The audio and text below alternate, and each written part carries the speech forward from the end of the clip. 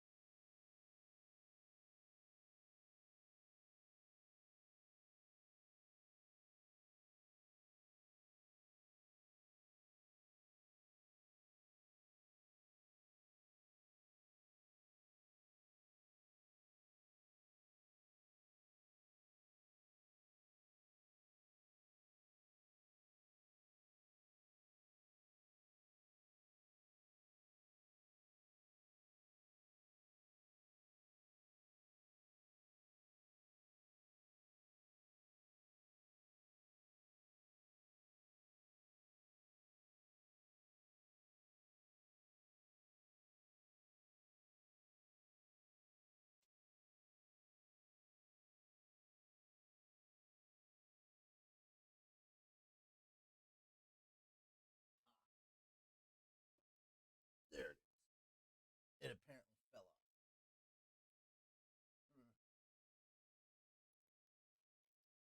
off.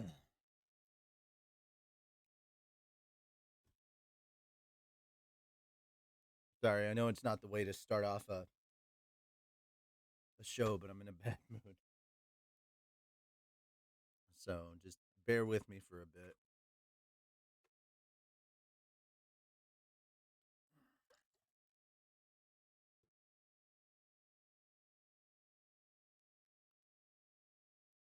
Alrighty.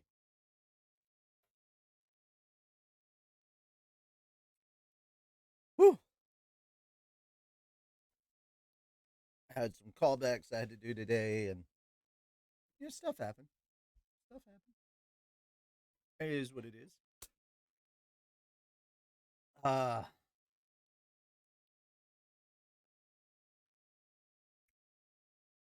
that having been said, let's go ahead and get into. Really? Okay. I should look. Okay, that looks about right. Let's go ahead and get into it. We've got what, 5, 6 chapters to go. I don't know. Let's see. Go to a table of contents. Yeah, dude. 11, 12, 13, 14, 15, and 16. We're 64% of the way through. I've got so much shit to read. So we're just gonna jump into it, guys. Let's do it. Don't forget those exercises. Chapter 11. Looking ahead. 4 people, men and women, gathered around a table in a certain pub, and darkness settled over them amidst the clamor of the room. Paul's dead, muttered Linelise, the elf with lustrous blonde hair. Yeah, sure is, agreed Geese, the monkey faced demon who was eyeing the contents of the cup in his hand. He protected his boy. That's how he'd have wanted to go, Tall Hand, the stout dwarf with a beard, said plainly. His voice held very little energy. He should have been drowning himself in his beloved alcohol by now, but he didn't look the least bit drunk. Don't think he'd be happy not with Zenith like that. The dwarf just silently tipped his tankard back. It had been a shock to them all when Zenith turned out to be an empty husk, an especially cruel shock considering they'd all known the cheerful, energetic person she'd been before the accident. Even so, they were adventurers. Death was always close at hand. They would have had the capacity to accept it even if they would have had the capacity to accept it even if she died. She's alive, right? Uh, she's alive, right? Who knows?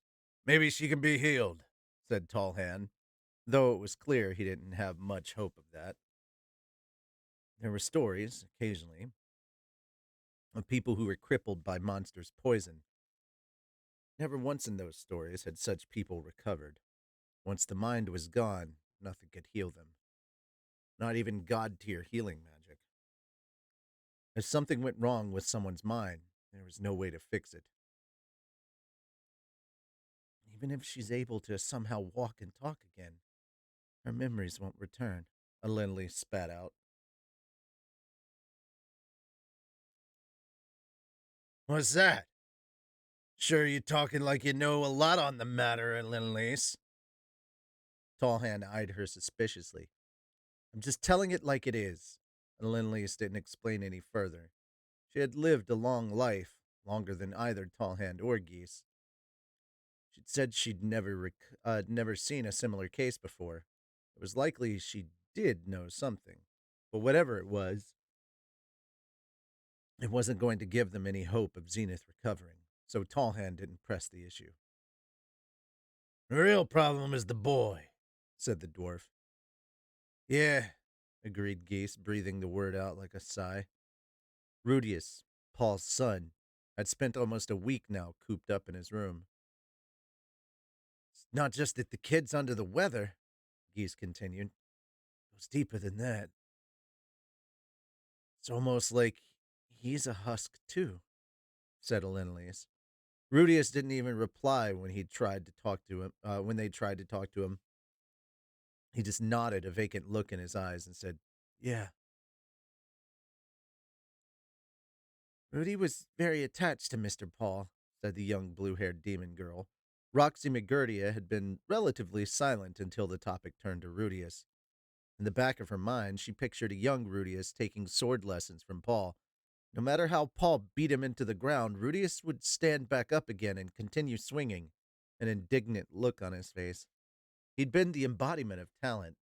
To Roxy, it had looked like he was truly enjoying learning swordsmanship from his father, a blinding source of envy to her, given that she'd never shared such moments with her own parents.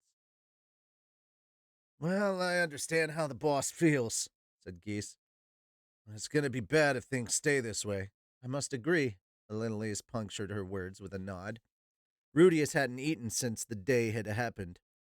Even when those around him prompted him to try, he just said, sure, but showed no signs of following through.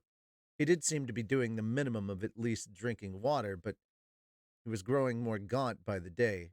His eyes were sunken and his cheeks had grown hollow. He looked like he had the shadow of death on his face. If left to his own devices, it wouldn't be surprising if he actually joined Paul. Everyone present thought as much. After a pause, Roxy pressed on. I'd like to do something to try to cheer him up. Geese's gaze traveled to Alenalise. You always say it was important to get lucky at times like these. Can't help him with getting lucky, she replied instantly. Roxy was the only one who didn't understand what they were talking about. What is it you can't do? Geese and Tallhand exchanged looks and pursed their lips. Roxy furrowed her brows, suspicious. Miss Alenalise, do you have some kind of plan? A pause. No, I don't. The elf maintained her poker face. Well, how should I put it? Geese scratched at his cheek while Tallhand tilted his drink back in disinterest. Mm, uh, well, in times like these, it's best to just enjoy yourself to the fullest and try to forget. Enjoy yourself? Roxy echoed back in confusion. Men are straightforward. Give them some alcohol, a woman to bed, and they'll get that rush of joy from being alive. Bring a little bit of energy back to them. I mean, yeah, it's not going to return them to how they were, but still. Oh, all right, I get it now. Roxy finally understood what he was saying. And more importantly, what he was trying to get Elinolise to do. Well, I guess you're right. That's just how men are. Yeah, yeah. Her cheeks flushed red and her gaze floated to her lap. Men like to bed women when they were depressed. She felt sure she'd heard that story once before. It was true for mercenaries in particular, who liked to pay for women's services before and after battle in order to distract themselves from their own fear. After completing a mission where their life had been on the line, many men visited the brothels. But when Roxy thought of Rudius and Alinlius together, a dark cloud hung over her heart. Alinlius, Geese turned toward her, you've always said, for as long as I can remember, that you're good at consoling men with wounded hearts. I have. Roxy began to think. It was true that Alinlius had talent for that type of thing. She had daily relations with undeterminable number of men, and Roxy had heard she was incredibly skilled at what she did. Surely it was possible for a woman with that level of experience to get Rudy back on his feet again. The thought made her gloomy, but what else could she do?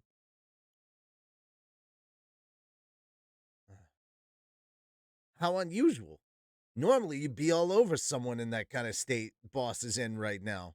Roxy couldn't stand seeing Rudius the way he was right now. And Lilius felt the same. She wanted to help him, to console him, but she also knew what would happen once they returned home if she succumbed and used his broken heart as an excuse to go to bed with him. She would be betraying Cliff, betraying Sylphie. Even Rudius wouldn't be able to cope with that.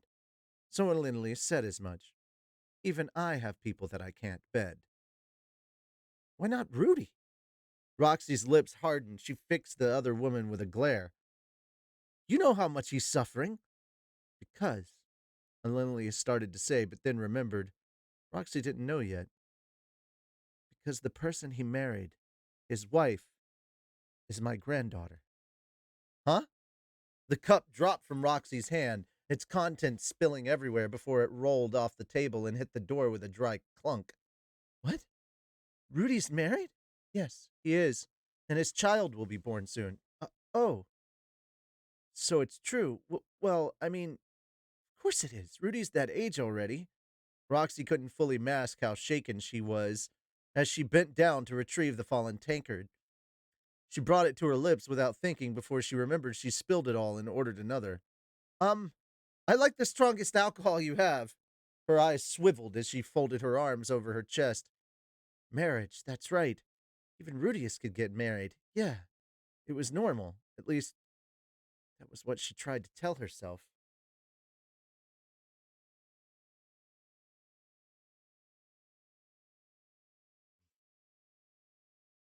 Then Roxy remembered how she'd acted in the labyrinth, and she gritted her teeth. She'd made advances on him, thinking he was single. Rudius had been receptive on a level she'd never experienced before, but perhaps the only reason he hadn't rejected her outright was because she was an acquaintance. From the sidelines, it must have looked hysterical, the most entertaining buffoonery. Roxy wanted to scream at them, Why didn't anyone tell me? But the complaint remained lodged in her throat. Anyway, her feelings weren't what mattered right now. Still, even if he's married, this is an emergency. Couldn't you both be forgiven for doing it just once? Roxy didn't even understand the words coming out of her mouth. She felt strongly that they had to do something to pick Rudius back up. Perhaps, but I can't be the one to do it, Linley said woefully. Roxy couldn't understand the emotion in the elf's voice or the frustration visible on her face. Sorry for the wait, a server cut in. Oh, thank you.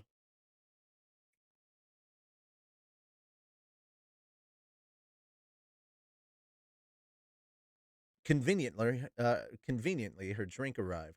Roxy knocked it back and swallowed the whole thing down. It burned, passing down her parched throat and spreading through her body like a wildfire. It probably tasted particularly delicious to her right now because her body was craving alcohol. Besides, Rudius and I have already. Alenalius paused just then, pursing her lips. Well, even though I can't help, Geese can drag him along to a brothel, right? Not sure about that, said Geese doubtful.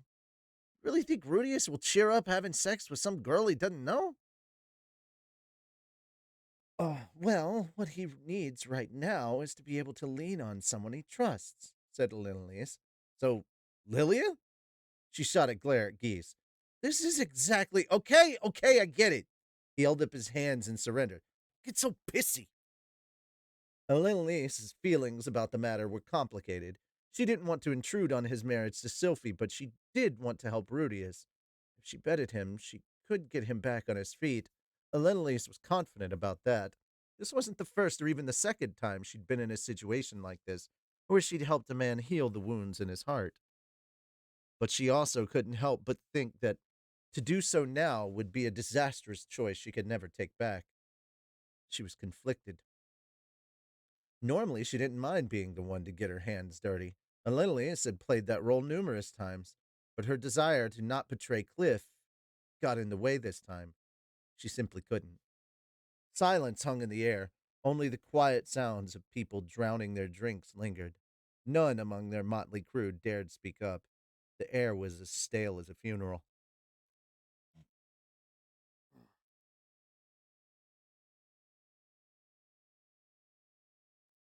Anyway, we've got Zenith in the state she's in right now, too. I want to get Boss back on his feet quick as possible so we can hightail it out of this town. At Geese's words, the remaining three sighed. Yeah, I don't disagree, said Tallhand gruffly. They were exhausted as well. After all, it had been 6 years. Six since the displacement incident. A substantial period of time by anyone's estimate, during which they'd traveled from the central continent to the demon continent, from the demon continent to the Begaret continent, then began their venture into the teleportation labyrinth. It had been intense, frequently rough going, but they'd labored through it, both the good times and the bad, with the hope that they'd come out laughing together when it was over. The displacement incident had been an unpleasant affair, but the time they'd spent together hadn't been completely awful. Their broken, disconnected party had slowly come back together. Alenius and Tallhand had teamed up with while Geese hopped into action for Paul. Paul and Tallhand had reconciled their differences. Paul and Alenius had even fought side by side once more at the very end. None of them had ever dreamed they would come back together like this again. But then there they were, with Paul at the center. All they had to do was rescue Zenith and locate Ghislaine, wherever she had wandered off to, and they could all share drinks together again. That's what they all thought. But now Paul was dead. It was enough to overwhelm them with an indescribable sense of exhaustion, like everything they'd done had been for naught. It was the kind of exhaustion you felt after you'd spent hours building something, only for it to fall to pieces at the very end. Rudius wasn't the only one overcome with lethargy. Don't be so glum, Tallhand said. Rudius is Paul's boy. Might be down in the dumps now, but he'll pick himself back up on his own eventually, no doubt. Alinolius hesitated before saying, I certainly hope you're right. Both she and Geese nodded vaguely at the dwarf's words. They knew the boy's weakness, but he was already 16. He wasn't a child anymore. The situation might be grim, but he was a remarkable adult at heart. Death visited everyone. It was a pit. It was a particularly close companion to adventurers. Everyone's parents died eventually. Everyone had to deal with this at some point in their lives. That was why they'd assumed Rudius would also eventually be able to do the same. Only one among them did not nod their head. It was Roxy, her thoughts preoccupied with memories from long ago. Rudius. I realized it was evening when I looked out the window. I was sitting on my bed, spacing out. How many days had gone by? Did it even matter? As I thought that to myself, a knock suddenly came upon the door. Rudy, can I have a moment? When I followed the sound of the voice, I glimpsed Roxy at the entrance. I left the door open all this time? Teacher, I said after a long pause. Felt like ages since I'd spoken. My voice was hoarse, and I wasn't sure whether she'd heard me or not. Roxy hastily made her way toward me. Something felt different than usual.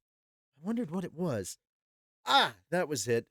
She wasn't in her robe today. Her shirt and pants were separate pieces of thinly woven fabric. That was a rare sight.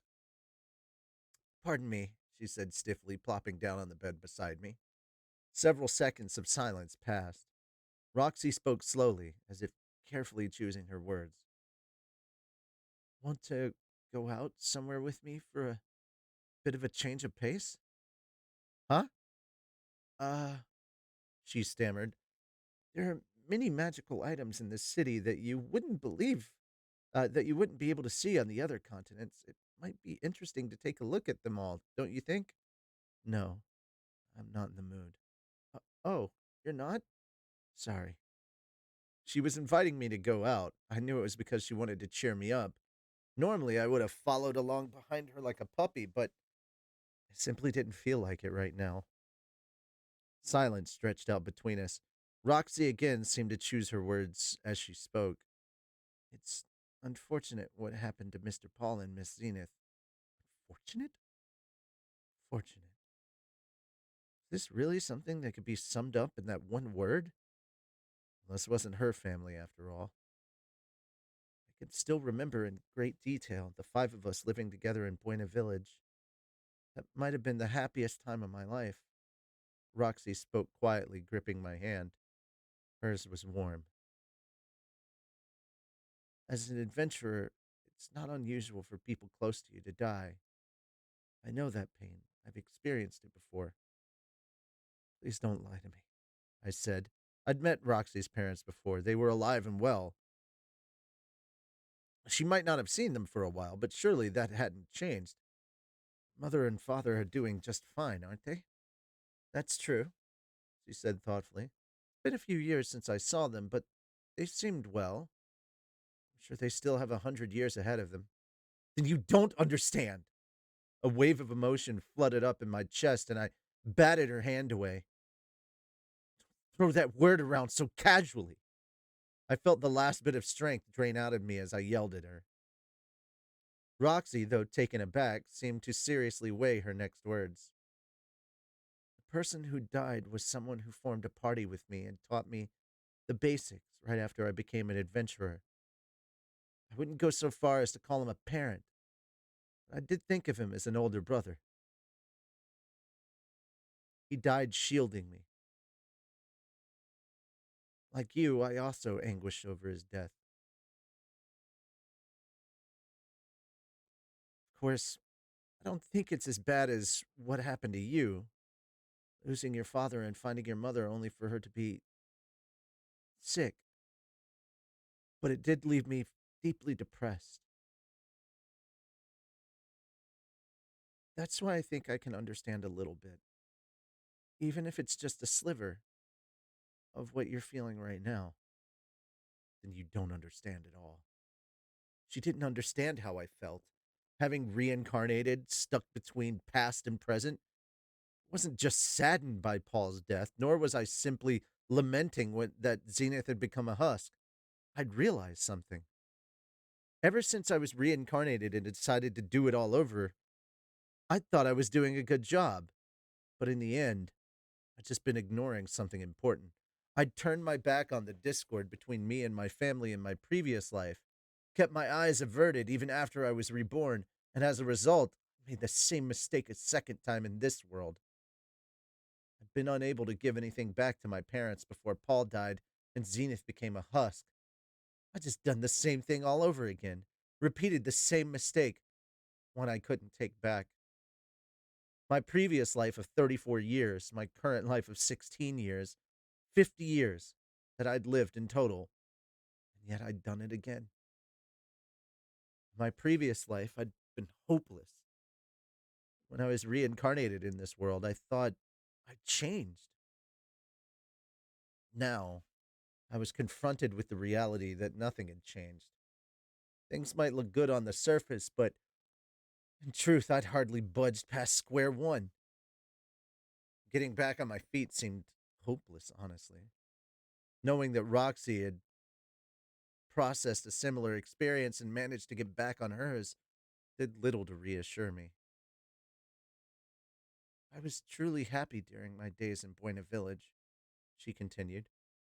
I originally came to the Asura Kingdom wanting to work there, but I couldn't find any jobs. I decided to take a temporary position in the countryside as a home tutor. And you were overflowing with talent, and Paul and Zenith treated me so warmly. I think They were the ones who really taught me what the kindness, true kindness, of a family is.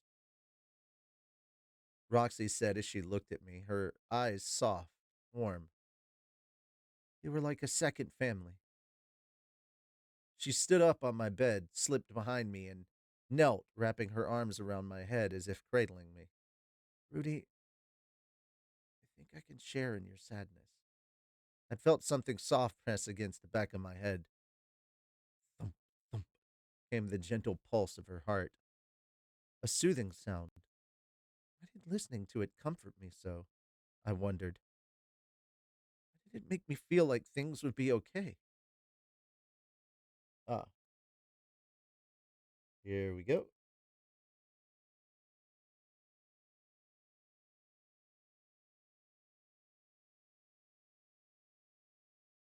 The same went for her smell. Roxy's scent was relaxing too. Up until now, whenever I faced anything difficult, it had been strangely comforting to remember this smell and the things she taught me. When I'd been in the grips of my ED, just thinking about Roxy had been enough to help me endure. Why was that? The answer hung in the back of my throat, but refused to come out. I am your teacher, she said. Though I'm small and inadequate, I have lived longer than you, and I'm tough. I don't mind if you lean on me. I took hold of one of the hands threaded around my neck. It was so small and yet felt so big. Just looking at her hands brought me comfort. I wondered if that sense of relief would grow stronger if I got closer. I'm sure that even when things are tough, you can lessen the burden by splitting it with someone else, Roxy said as she pulled away. I drew her hand back out of instinct. Whoa! Her tiny body easily fell into my lap. Faces close, our eyes met. Roxy's looking sleepy, moist with tears. Her face was red, her lips drawn tightly shut. I put a hand on her back, guiding her close. Her heart was thundering furiously, and she felt warm. We, we can do it, Roxy stuttered. To what? I thought. I mean, I heard that a man's heart feels lighter after he takes a woman to bed. Who the heck told her that? Littlenius. Just what was the elf telling Roxy at a time like this? Women feel the same when things are tough. They want something to make them forget. I'm also devastated by Mr. Paul's death. So if that's what you want to do, I don't mind if you take me to bed with you. She spoke so fast. Oh, sorry. I should have done that quicker. My bad. Women feel the same when things are tough. They want something to make them forget. I'm also devastated by Mr. Paul's death. So if that's what you want to do, I don't mind if you take me to bed with you. She spoke so fast that her words jumbled together, rambling on. That's right. I want to help. I want you to help me forget, but my body is kind of plain. If you're not interested, you could go to a brothel instead. I had an immense respect for her just as she was. What would it be like if I did as she suggested and took her to bed? Anyway, I may not look it, but I'm quite experienced. I'm sure I can perform much better than whatever girl you'd find on the streets. Just think of this as a casual thing, a way to wash away all the bad, as a way to test things out just once. Her incoherent explanations were lost on me, but I still found myself invested. If I found listening to the beat of her heart to be this soothing, then how much more relief would I find if our bodies were pressed together? My mind lingered on that excuse as she babbled. Well, if you're really particular in being with someone who is skilled, maybe you could bow your head to Miss Linelise and I pushed her down onto the bed, roughly, violently. Maybe I had just maybe I just had frustration to spare. When I opened my eyes the next morning, the first thing to greet me was Roxy's sleeping face. She looked so innocent with her hair let down. At the same time, I thought, I screwed up. No, the thought, I screwed up, ran through my mind. A sigh escaped. How was I going to explain this to Sylphie? Yet another thing for me to be concerned about now. But for some reason, my vision felt clear, as if everything I'd anguished over had been a dream. There was still a weight, a heaviness that clung to me, but it didn't feel like rock bottom anymore.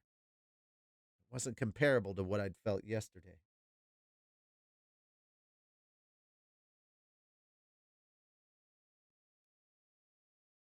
Why had it been so effective? Was it because I performed an act that was associated with bringing new life into the world? That erased? Had that eased my sadness over the loss of Paul?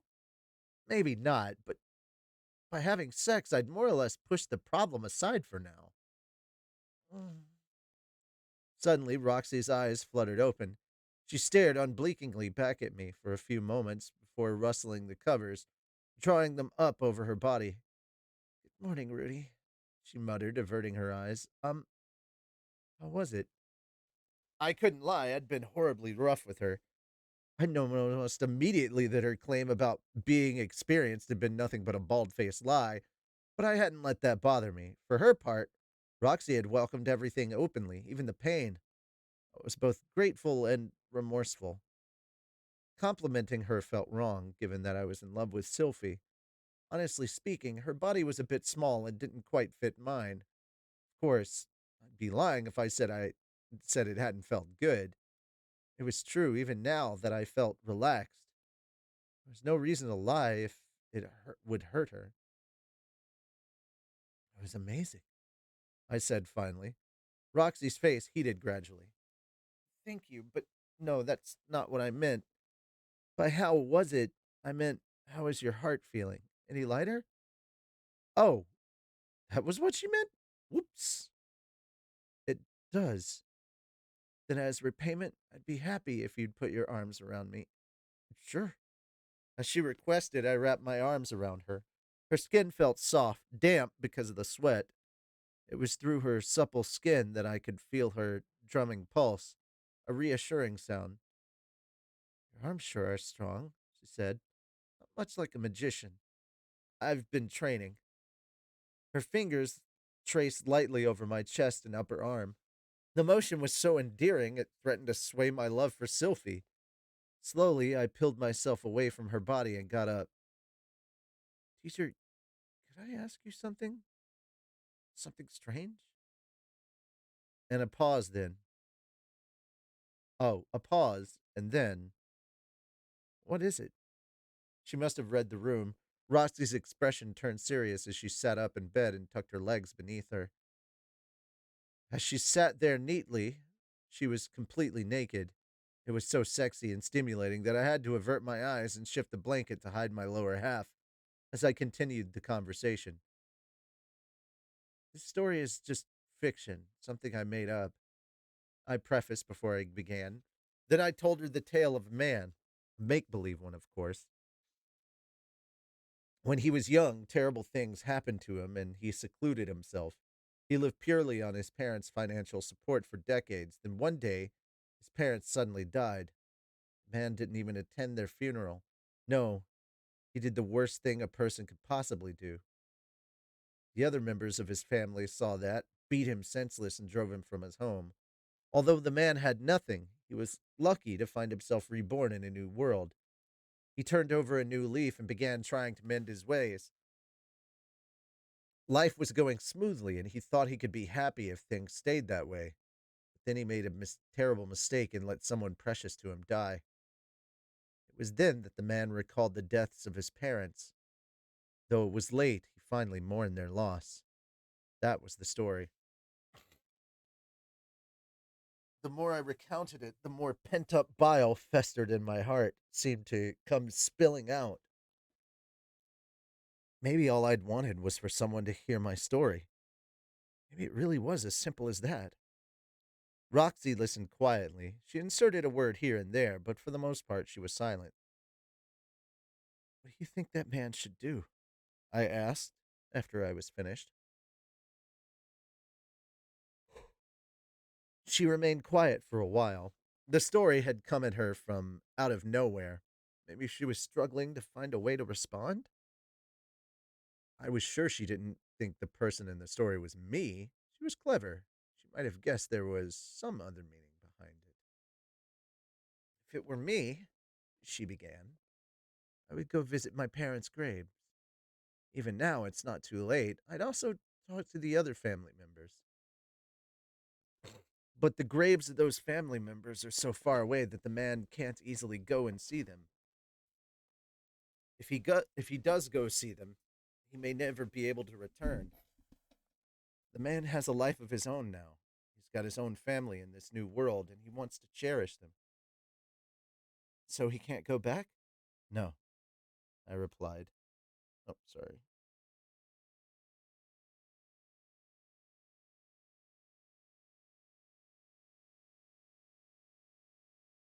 Okay.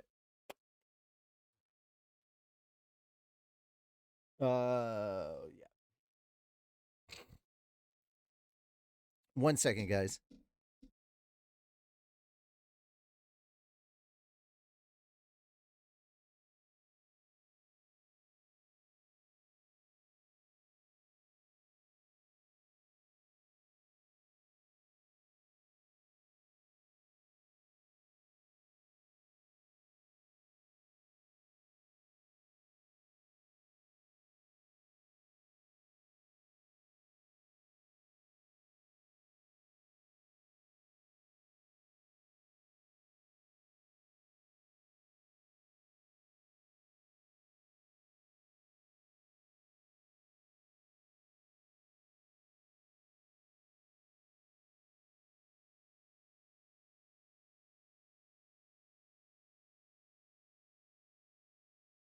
Okay, sorry about that. There was a rescheduling thing that I had to do.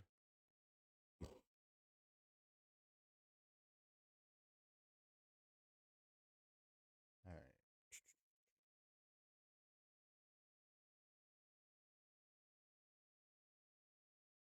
Okay.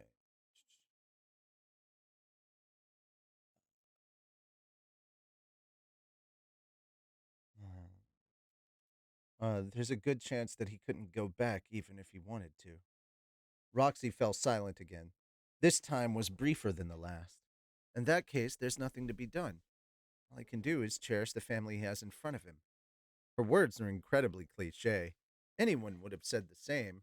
Anyone would have thought the same. The words weren't special in the least. Yeah. Even Paul would have wished for you to do the same, Rudy, said Roxy, plainly stating the obvious. Her words were trite platitude, words I'd heard somewhere before. Please look to the future. Everyone is waiting for you. And yet, hearing those words made my heart uh hearing those words made my heart feel as though a weight had been lifted. It says felt. So that's why I had to go back. And I was like, no, that's not the right tense. It wasn't just her words that were commonplace. The death of my parents from my previous world, even Paul's death, they were inevitable events. All I could do was face and accept them. I was here, after all, alive in this world, a world that I would continue to live in.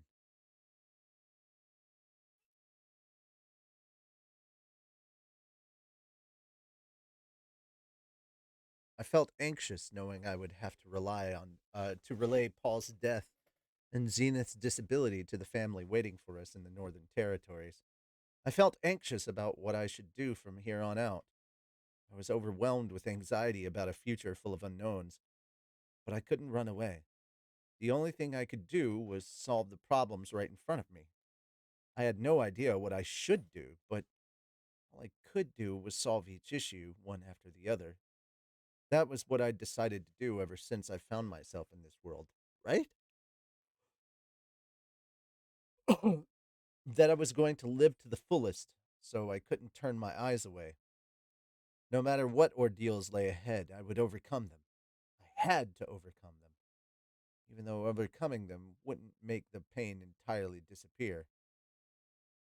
It would just bring a degree of relief.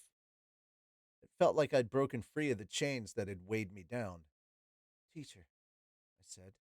Yes? Thank you. Roxy had saved me once again. No amount of gratitude could ever repay her for that. All right, 40 of everything, you say. All right. Ha! That was chapter 11. I only have 5 more chapters to go. Fuck.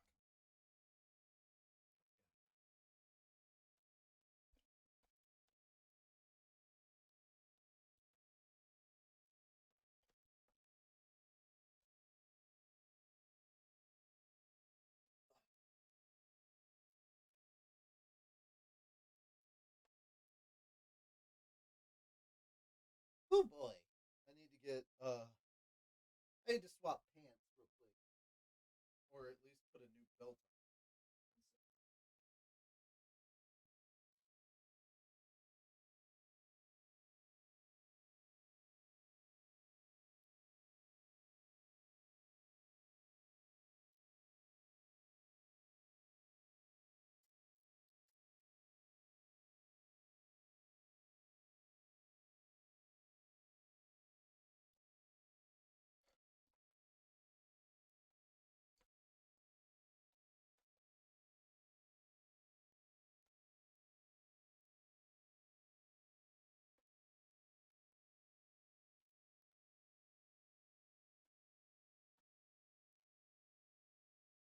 Hey.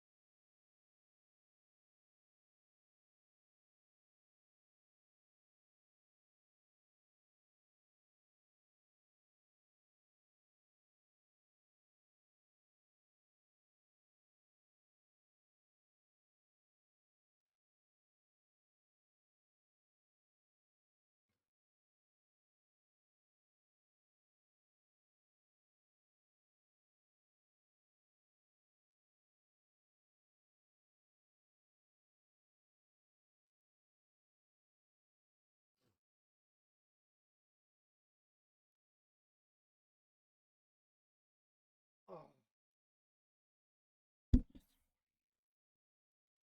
Ow.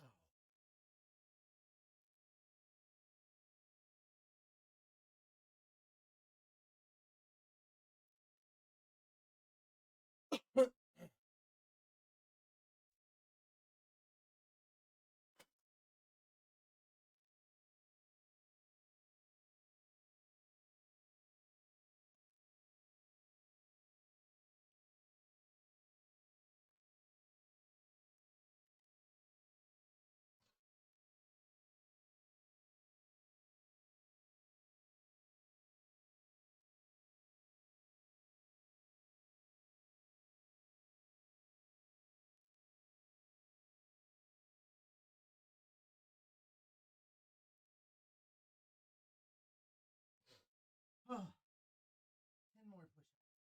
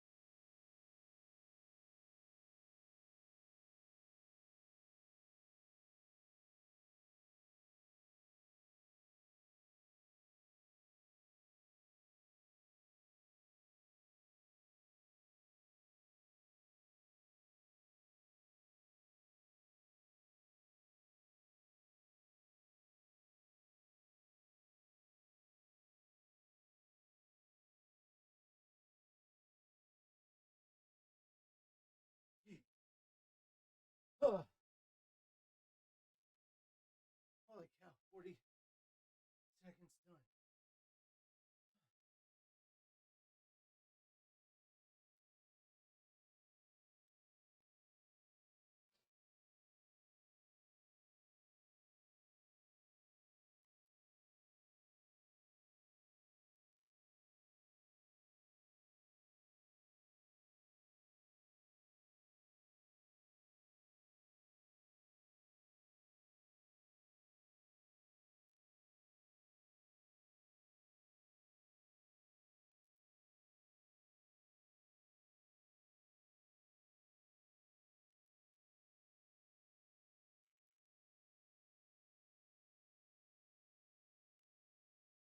That's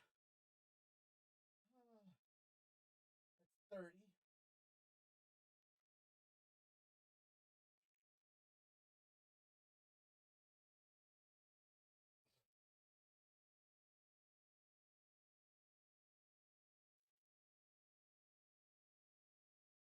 Ah.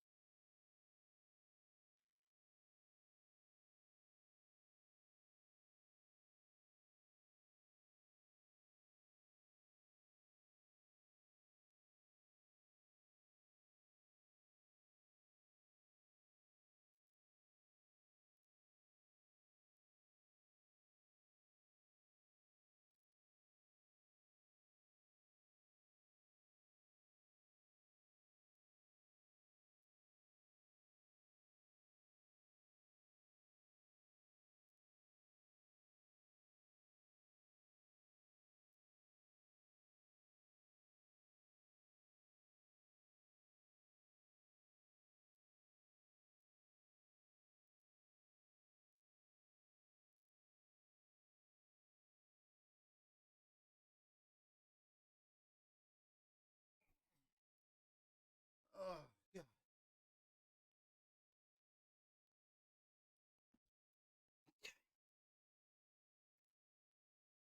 I'm gonna die.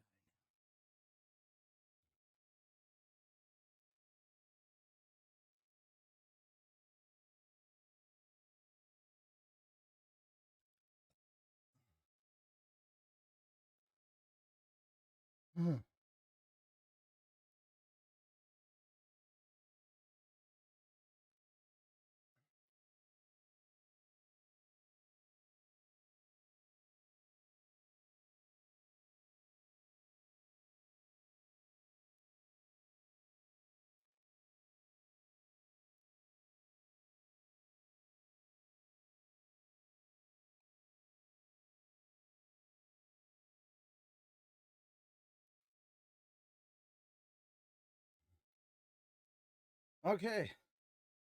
Since there's so many coming in and I have so many chapters left I have to do, I'm going to do 20 per chapter instead of the normal 40. 40 is fine when I'm doing 3 chapters, but 40 times 5, doing 200 of every exercise, on top of doing 5 miles of walking today, that's just not happening, dude. I've already walked a mile and a half, a little over that, actually. Where am I at on that?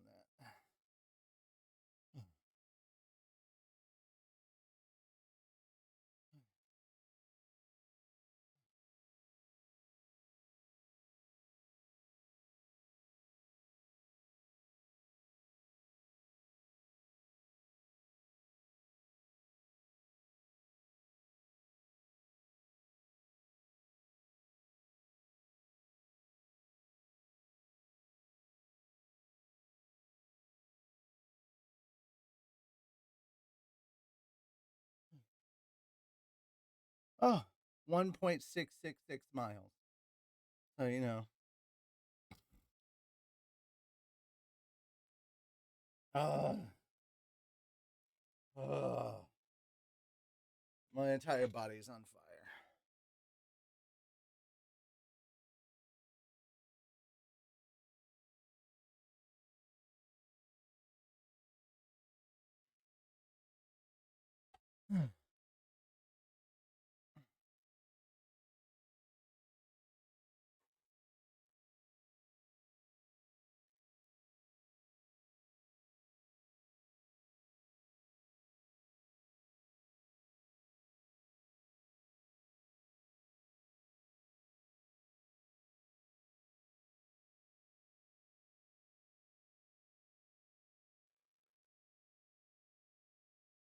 No, we can still do 40.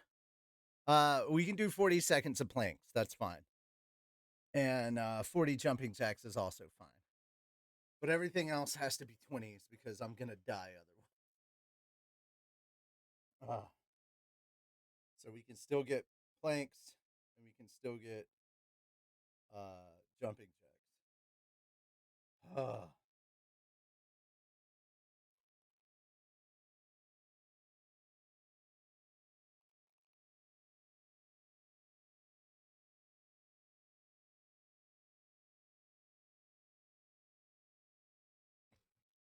Trying to recover a little bit.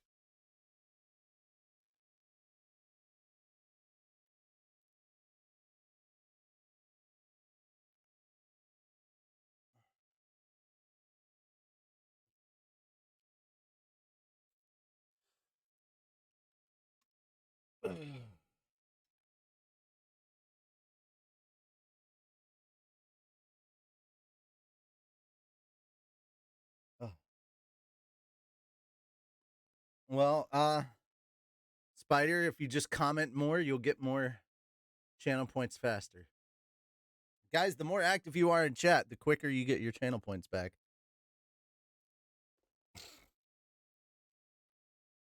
So even if it's nonsense, just type in the chat.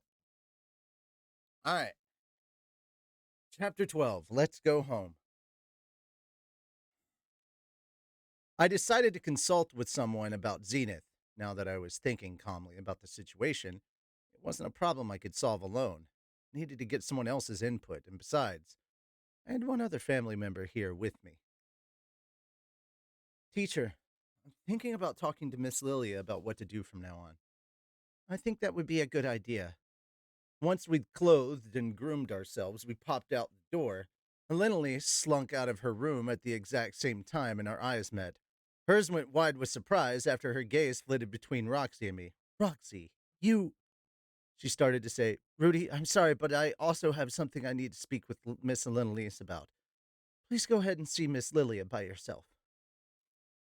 What was it that she had been about to talk to Linelise about? I had a vague idea, but if it was what I was thinking, it was probably best I not be present. Yeah, see? Banana. There you go.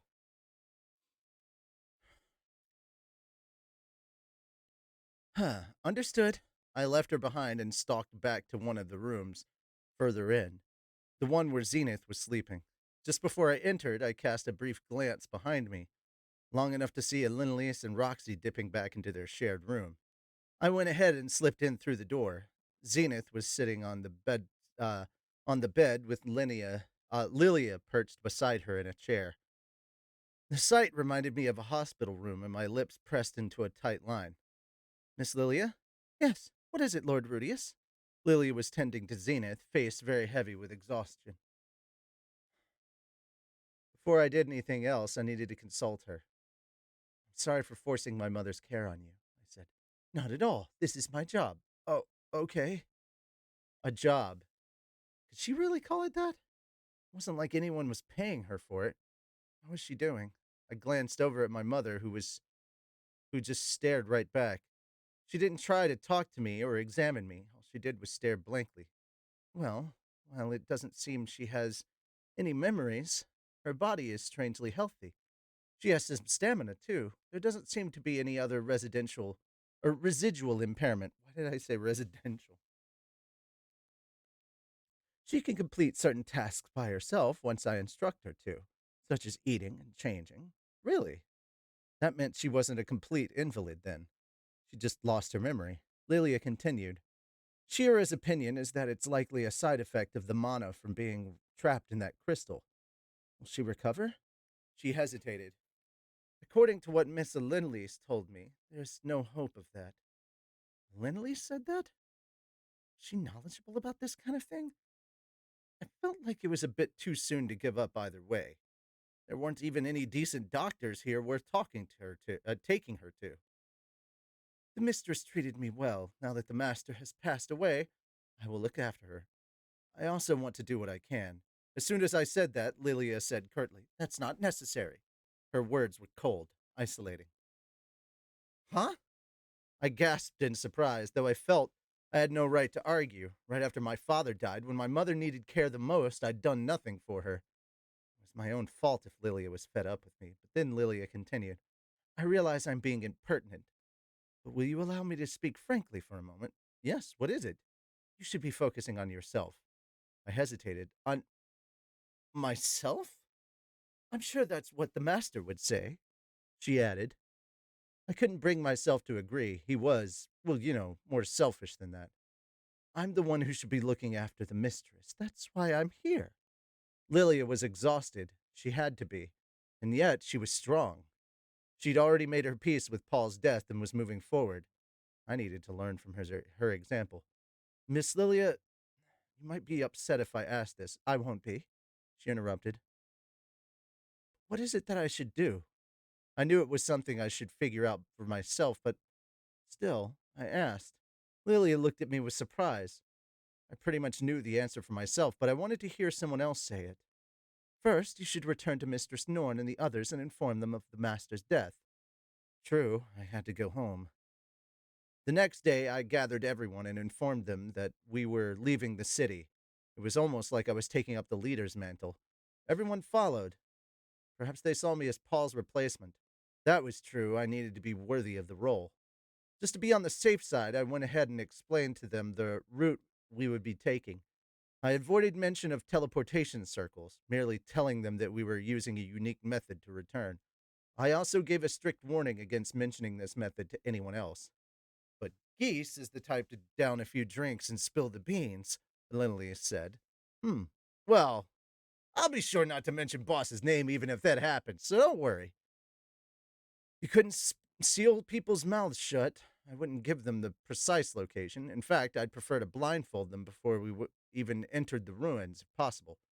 Wait, yeah, that was a good idea. I'd do blindfolds, maybe covering their eyes so they didn't see the magic circles themselves would be an effective way to keep the information from spreading.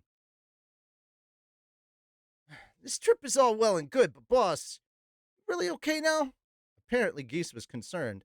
His monkey face was furrowed as he peered over at me. Do I look all right? His lips twitched. You don't really, no. But, well, you do look better than you did before. Well, then I'm okay now. To be honest, I wasn't okay yet at all. Thanks to Roxy, I had managed to pick myself up off the ground, but at least, but I had my doubts about whether we could really make the trek back home. I turned to Lilia. How is my mother? We'll be traveling through a desert for half a month. You think she can handle it?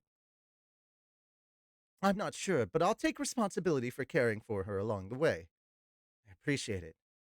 Lilia looked earnest as she declared her intentions. I was sure I would be able to help her with her task, too. If there was an issue with Xena's stamina, we could just slow our pace. Geese said, If you're worried, let's buy a wagon. You do realize we'll have to dump it at some point? Lenelise pointed out. Who cares? We're drowning in cash right now. While I was steeped in sorrow, Geese and the others had hired some people to enter the labyrinth with them and collect the magic items located in the treasure chamber beyond the Hydra's room. The teleportation labyrinth was an old place, and countless adventurers had lost their lives there, so magic items abounded. They also stripped the creature of its scales, or rather, the magic stones that had been plastered across its skin. These were stones that could absorb mana. Selling all of that had netted us a colossal fortune. We're carrying what we can back to Asura to sell. Oh, We're carrying what we can back to Osra to sell, he said, showing me a bag bursting at the seams with magic stones and accessories like pendants and rings. Paul had died and I was grieving, but Geese was preoccupied with how to make more cash. The thought alone irritated me a bit, but for the sake of our futures, if nothing else, it would be foolish not to retrieve what we could. Money was essential, and at least this way everyone was repaid for their assistance. Geese's judgment was correct. Besides, considering I'd sunk into depression and done nothing, it wasn't like I had the high ground to say anything. I was sure Geese would have obeyed, albeit reluctantly, if I'd given the order for us to go home the very next day. I gave your portion to Lilia, he informed me. The others had met and decided how to divvy up the cash without me. They allotted me a massive portion, partly because I'd received Paul's share too, but also because Tallhand had split half of his with me, saying, Eh, I wasn't all that helpful this time, so here. Vera and Shira, also acknowledging how hard it would be for us now that Paul was gone, had each split theirs with Lilia. Lilia intended to give every bit of that money to me. In my opinion, everyone had done the best they could, so I felt like they should take their share, but, well, I wasn't going to look a gift horse in the mouth. It was true that things would undoubtedly get harder from here on out. We also did a thorough sweep of the final area, but never did find any hint as to why Zenith ended up there. Geese shrugged. Nothing, Well, thank you for looking, I said. It was nothing. We had no idea what had caused Zenith to be trapped in that crystal. Even if we did discover the reason, there was no guarantee it would lead to her recovery. Either way, treatment would have to wait until we returned home. Geese, could I entrust the preparations for our departure to you and Miss Linelise? Yep, Geese said. Very well, said Linelise. I was sure I could trust them to carry it out.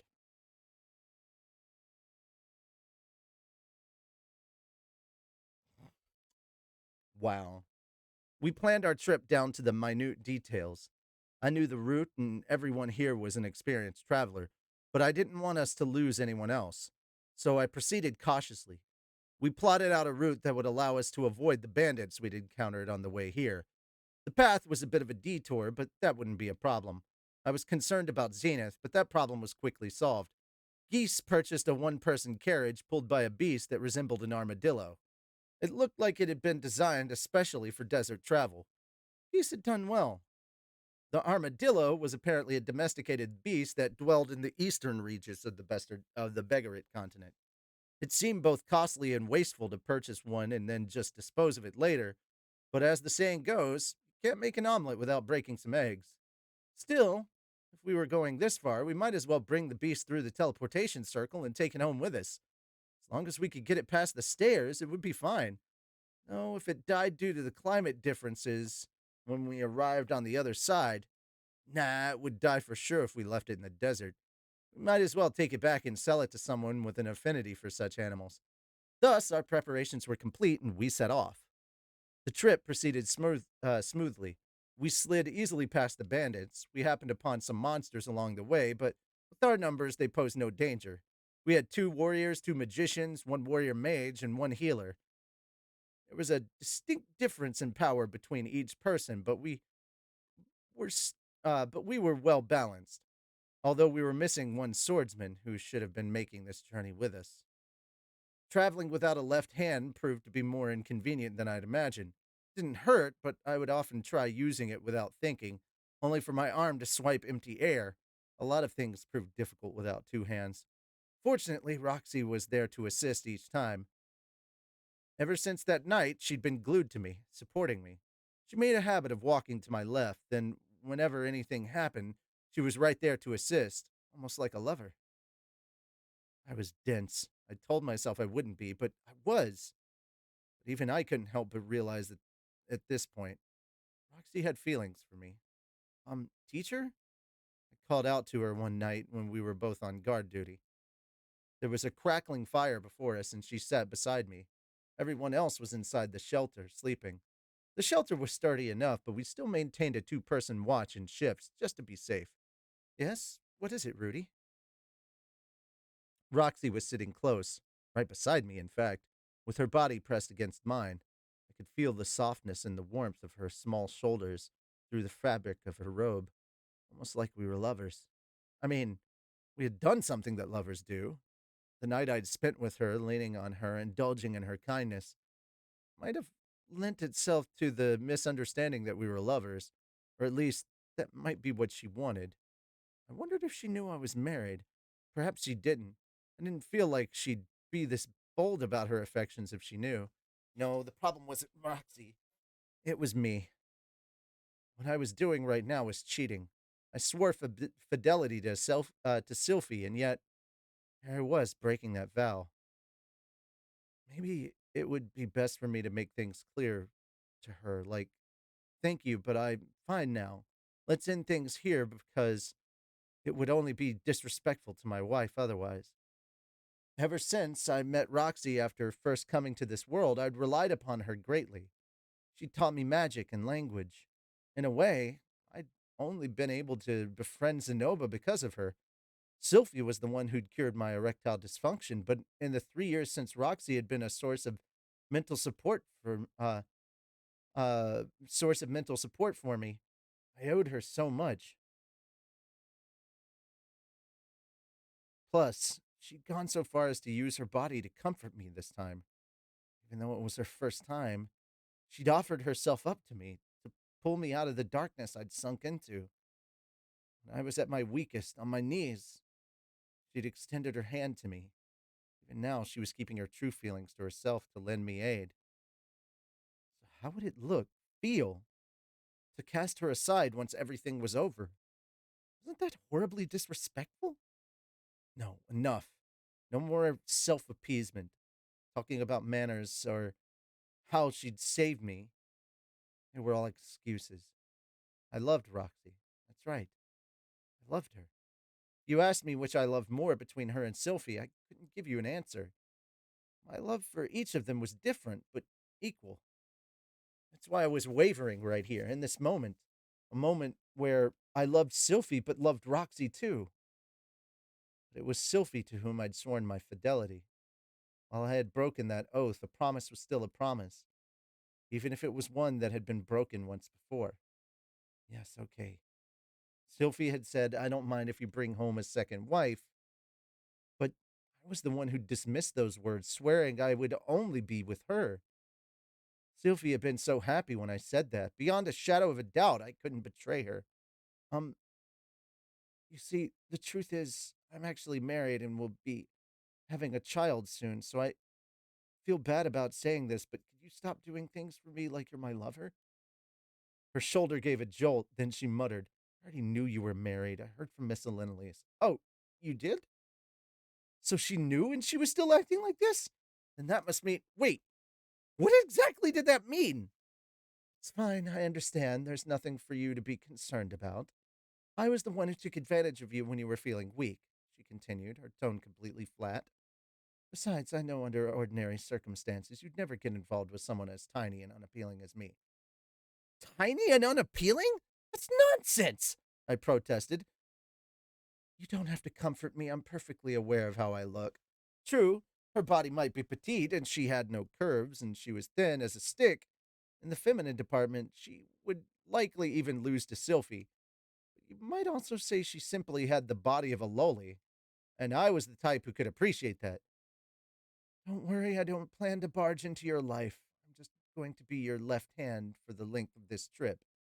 Just ignore me once it's all over and look after your wife instead, Roxy said, hesitantly peering up at me. All right. But still, she really had saved me. Doing nothing in return wouldn't be right. You allow me to repay you at the very least. Repay you, you say? Roxy looked surprised. Yes, if there's something I could do, just name it. Anything. Her eyes wavered. Crap, maybe I'd said the wrong thing. Anything wasn't fine. Anything was exactly what she'd done to help me out. Well then, she started. Yes? Would you hear my excuse? All you have to do is listen. An excuse? An excuse for what? Sure, all right, I said. Go ahead. Roxy was quiet for a short period after that, but finally the words came trickling out, one after the other. I fell in love at first sight. With who? Huh? Roxy was just as confused at my question. Don't tell me you fell in love with my father. No, not at all. With you, Rudy. When you saved me back in the labyrinth. Were you reunited? Back then? She treated me like such a complete stranger that I couldn't even keep a lid on my nausea. I'd hugged her out of nowhere, then barfed. I didn't see anything worth falling for there. I figured her feelings had developed after that. Hardly blame me, she said.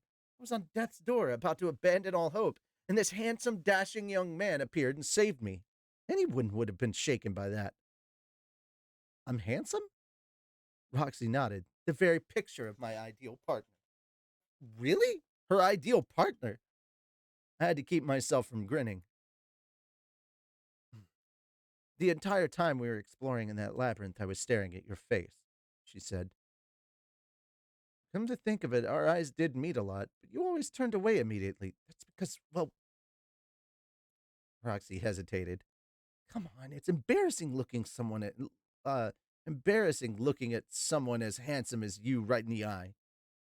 So she'd been embarrassed? I figured it was impossible, she said. Miss Lilius and the others were talking at the pub. What's Rudy going to do after what happened with Paul? That kind of thing.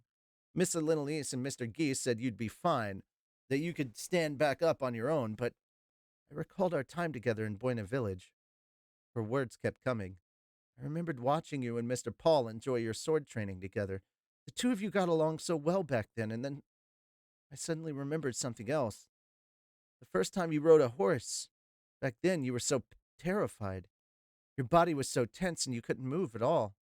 I thought to myself, this kid is so mature and has so much talent. He's actually really weak. Then I remembered all your interactions with Paul, from when you trained together in the past to your banter in the labyrinth, and I saw you, how depressed you were, how listless, and I remembered that you're much weaker than you appear. Felt like Paul meant far more to you than anyone had realized. Now that you'd lost him, I was afraid you might sink so far into depression that you couldn't get back up on your own. Of course, I didn't think I'd be the one to help you get back up. I heard you had someone you loved. I was sure that person would have the power to put you back together again if you felt broken. But you needed them more than ever before right then. They weren't here. I felt like someone had to save you, but Miss Lilius and Mr. Geese just planned to leave you be.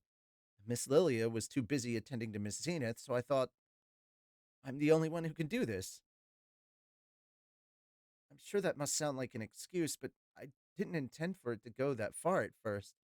I did get the feeling that you respected me, but I'm tiny and unattractive. I have no idea who your partner is, but I'm sure she must be a beauty if she's related to Miss Lilius. Never thought there'd be a chance you'd look at me the same way, but I ignored that, thinking it would be fine as long as I did something that could help. Then, when you suddenly grabbed me and I saw your face up close, I couldn't help thinking maybe I have a chance. Miss Lilius and the others had just talked about how sex could cheer men up when they were down, so I just thought maybe even I can do this. I couldn't help it. I love you. Roxy's tears started falling one after the other. The moment I saw them, pain shot through my chest like my heart was being gouged out. Man,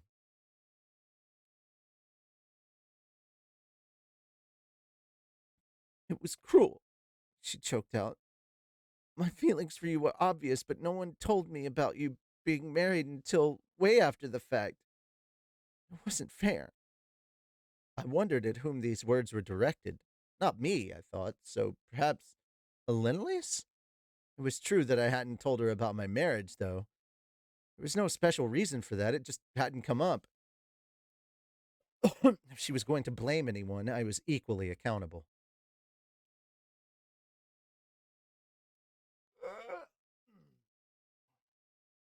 Still, if our roles were reversed, if I'd reunited with Sylphie, she'd saved me and I'd fallen in love with her, then proceeded to make romantic overtures only to discover she already had another partner. Well, surely be shocked. No, there was no doubt about it. I definitely would be. Um, Teacher? I wanted Roxy to be rewarded for what she'd done. She should be rewarded. What is it? She asked. What was I supposed to do? What could I do to repay her? How could I bring her fulfillment without betraying Sylphie? Um, at the very least, why don't we grant your wish while we're making this trip? I'll be your lover until I make it back home, and then what? That wouldn't solve anything. I knew that much. This wouldn't help either of us. I would just be betraying Sylphie. It would only be temporary, and it was the worst possible proposal I could have come up with. A long pause, and then, that's an incredibly appealing idea.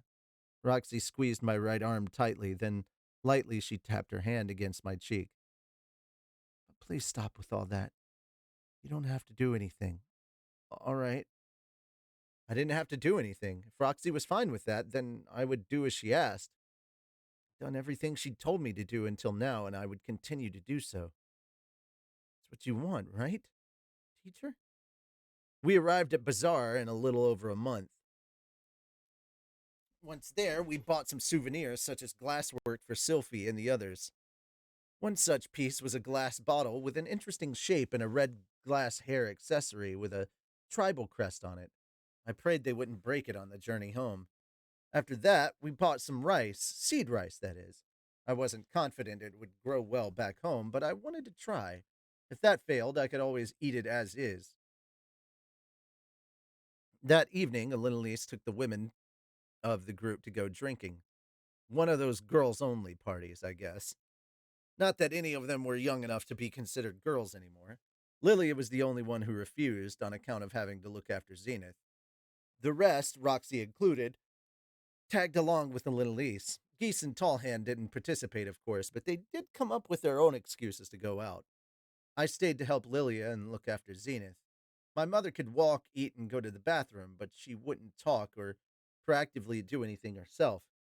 She was almost like a machine, carrying out the commands she was given. Occasionally, she would stare in my direction.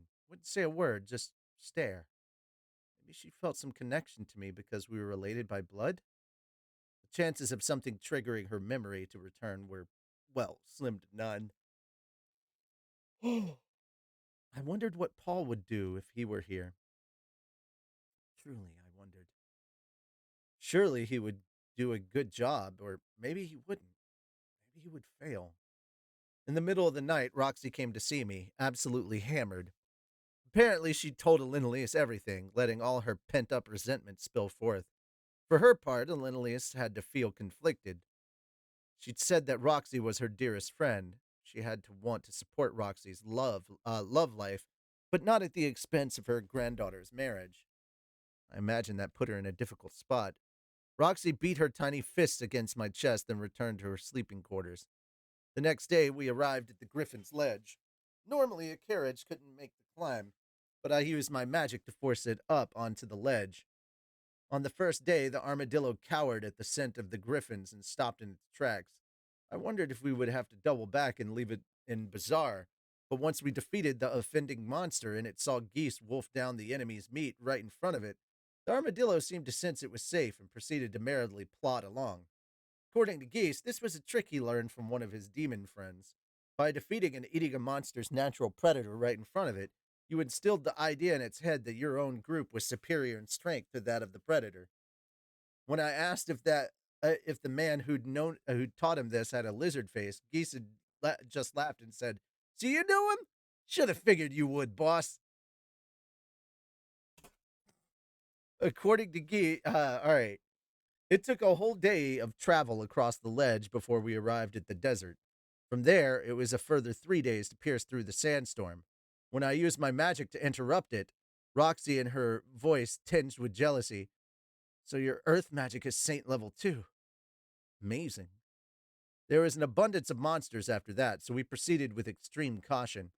Even though we had plenty of people along this time, including several veterans, even if one or two of us were in a pinch, someone else could immediately dive in to help. We even crushed the sand Garuda, which we'd avoided engaging with on the way. After that, came a giant lizard resembling a T Rex, which we similarly defeated. I feared the sandworms along the way might pose a real threat, but Geese was able to sniff them all out. Apparently, there was a trick to it. According to him, there was a thin, donut shaped ridge in the ground where they were located. As long as you carefully scanned the terrain for that ridge, you could identify their hiding spots at once. That said, the desert wasn't exactly flat. There were plenty of occasions where I failed to correctly identify the ridges, probably partially due to my lack of experience. Succubi attacked us too, but we dispensed with them easily since our party was comprised mostly of women. Geese and I were both done in by their pheromones, but at least we had detoxification magic to counter it. My true feelings did slip forth at one point, making me try to go after Roxy, but it was otherwise uneventful. What shocked me the most was that Tallhand was entirely unaffected by them. He snorted and said, "Course it doesn't work on me." I guess a sound body leads to a sound mind after all. Incredible. No, sweetie, he's gay. We arrived at the ruins just as we'd planned. Everyone besides Elenalise was blindfolded outside. Shira fussed a bit about it, but Vera persuaded her, and we were able to proceed without issue. The blindfolds themselves were for little more than a peace of mind, but as long as they didn't see the circles, they wouldn't know what had happened. As for the wagon, we left it behind. It couldn't make it past the entrance. Surely Zenith could make the next week on foot. Now that we'd made it this far, I didn't even mind if the last leg of our journey took us a little longer. The armadillo was able to make it through the entrance, so we brought it along with us. I had no idea if the climate back home would agree with it, but it had to be better than leaving it here for all the for other monsters to feast on. Geese and the others were surprised once they removed their blindfolds and discovered the scenery around them had completely changed. We went from being surrounded by a desert to being smack dab in the middle of a forest. Their shock was understandable. I warned them strictly to never talk about how we'd arrived here, even if they managed to guess how we'd done it. That was how we left the Begarid continent. Just a bit further and I would be home. All right. I think we got 40 jumping jacks and 40 seconds of play. And then 20 of everything else. Gotcha. Okay. Fuck.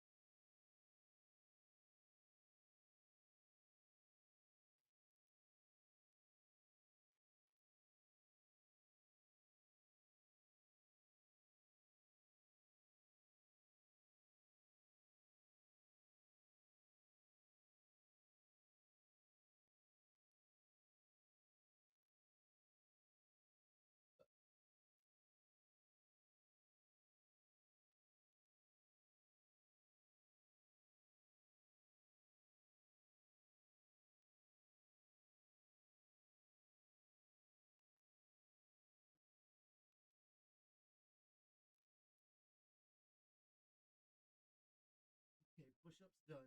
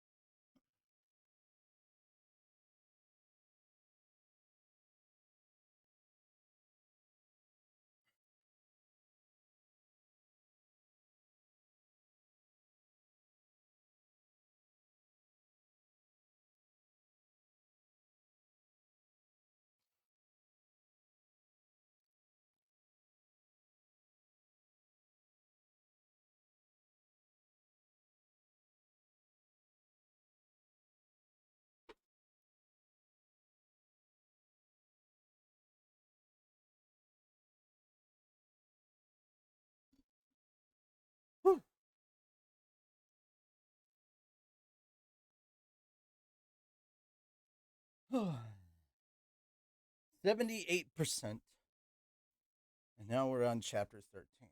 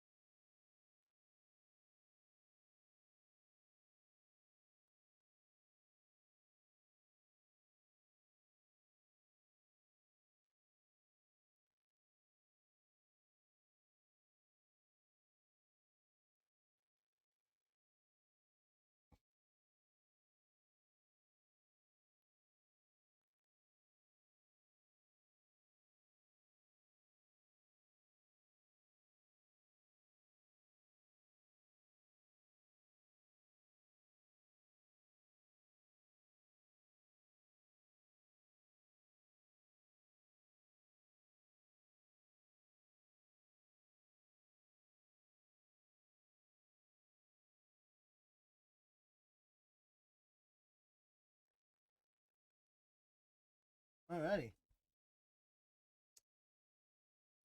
Chapter 13. Return. Snow was falling lightly in the northern territories. It had been approximately 4 months since I last set out. Autumn and the beastmen's mating season had long since passed, leading into a long winter season. There was snow up to my ankles, even in the middle of the forest. If we'd gotten here even a month later, the snow would have been all the way up to my chest, making it difficult to travel the rest of the way to Sharia. Miss Littlelease and I will lead the way, I said. If any monsters popped up, we could defeat them all. Mana wasn't a problem. Zenith was walking without any complaints of exhaustion. The armadillo was shivering, but it would be fine as long as I warmed it with my magic occasionally. Everything's fine, I thought to myself as we went. One evening, Alinalius and I were on lookout together. Rudius, there's something I want to talk to you about. She blurted out suddenly. I could already vaguely sense what the contents of that conversation would be. Roxy, no doubt. I sat directly in front of her, legs folded beneath me.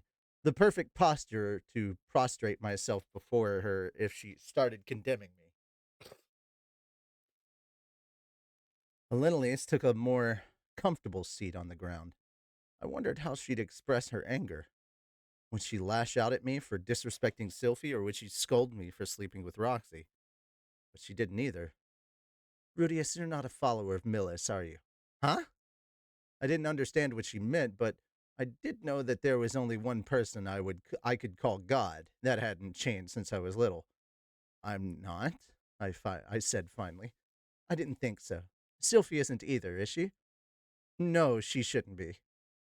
Sylphie wasn't religious. In fact, the only devoted Milos follower I knew of was Cliff. He had an amulet of the church dangling from his neck, and once a week he attended something akin to Mass at the church. Sylphie wore no such symbols of Milos, and she didn't go to the church. Maybe Cliff was a poor comparison. It was possible she did have faith, but I never heard her say as much, if so. My Cliff is a stout believer, she said. He sure is, I agreed immediately, having just thought of him as well. Did you know the Millist faith rules that a man can only have one single wife? So it seems. And Linlius continued, it's an old-fashioned kind of edict, saying a man must love his wife for the rest of his life. Still, it feels pretty good to be on the receiving end of such affection. That sounded about right. I had no doubt it felt good to love someone with the whole of your being and be loved just the same in return. My wavering, cheating heart, on the other hand, had wandered to Roxy. I did love her. There was no doubt about that. But I also remembered how miserable I'd be when I said, when I'd uh, been when I had ED. Sylphie had been the one who cured me and brought happiness back into my life, and so I wanted to repay her with love that would fulfill her in return. Those feelings were just as strong. However, Rudius, Linley stated, yes, I'm different. I don't think loving multiple partners at the same time is wrong. I'm not surprised to hear you feel that way, but isn't that insincere? I asked. Linelius merely shook her head. If you threw Sylphie aside, that would be one thing. But as long as you love her like you should, it's not insincere. If you have two people to love, that means the time you can afford to give each of them will be halved, right? It's not like you're with each other all day long, right? It won't be halved. It might be a little less than it was before, but that's it. So taking a second partner wouldn't be a problem if the affection I gave my first partner was reduced because of it. Humans could be oblivious to emotional upticks, but rather insensitive to even minute reductions. It would be terrible if Sylphie began to think my love for her was dwindling. Try to think back. After Paul married Lilia, was Zenith unhappy? Happy or unhappy, I felt like that wasn't really the issue here, though now that she mentioned it, it was true that Zenith hadn't been particularly unhappy. Things had been the same as before. In fact, she'd grown even closer to Lilia than before, and had looked all the happier for it. Paul might have been unhappy given that he was suddenly on the receiving end of both his wives' attacks, but perhaps that was a kind of happiness in and of itself, one that would never return. What is it exactly that you want to say? I asked, remembering Paul had brought the grief bubbling back up. Oh, remembering Paul had brought the grief bubbling back up. It might only worsen if we continued to talk about him. I just wanted to hear what Linelisa's point was. Take Roxy as your wife. You love her, don't you? I froze. Are you being serious right now? Yes, of course I am. Miss Linelise, is that really okay for you to say? You are Sophie's grandmother. Shouldn't you be looking out for her happiness? Not that I had any right to blame her. I was the one who'd had an affair, the one who'd broken my oath to Sylphie and slept with Roxy. The fact remained unchanged, regardless of the circumstances, and yet I found myself taking an accusatory tone. Yes, I can say it. No one else could say this but me, she said haughtily as she looked at me.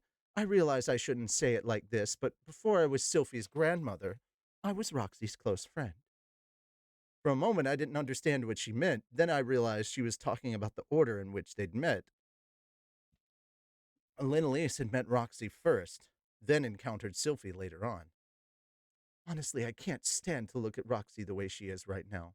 She yearns to throw herself into the relationship and lean on you, but is forcing herself to hang back just because she happened to meet you too late. I felt bad for Roxy when she put it like that, but I also felt bad for Sylphie when I looked at it from her perspective. If you part on bad terms, I have no doubt she'll lead a miserable life. It's possible some dirtbag will take advantage of her, treat her terribly, and then sell her off as collateral for his unpaid loans, causing her to end up bearing the child of a man she doesn't even know. Isn't that going a bit too far? I asked uncomfortably. I know of a woman who'd led such a life. She spoke so frankly, I found myself wondering for a moment if she was speaking of her own personal experience. Linelise continued, I want Roxy to be happy, even if that happiness comes with conditions. I mean, I want the same thing. Rudius, I know you can do it. You can love Sylphie and Roxy just the same. You're Paul's son, after all. You should be able to do that. Could I really? Perhaps. No, definitely. I did love them both equally. I did, and I could. Was that really okay? Was it okay to say as much? To be that self serving? No, these were just the whisperings of the devil. I couldn't listen to them. No, Sylphie is my only. I didn't plan on saying this. Linelise cut in, raising her voice. Her tone grew hushed again as she continued. When we drank together in the bazaar, Roxy told me that her monthly visitor still hadn't come.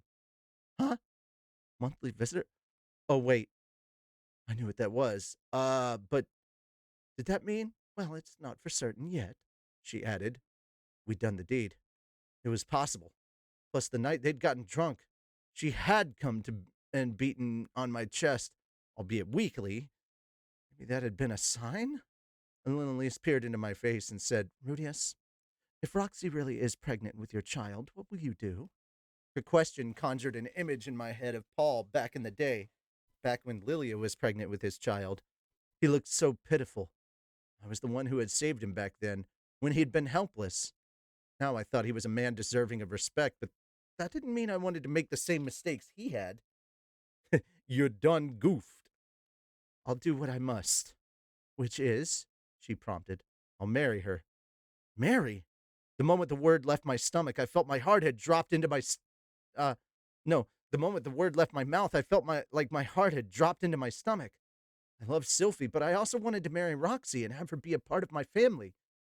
I didn't want anyone else to take her. I wanted to make her mine. It was selfish of me. I'd said the same thing to Sylphie, gotten her pregnant with my child, and now I desired another woman as well? It was unforgivable. Only a piece of garbage could think the way I was thinking.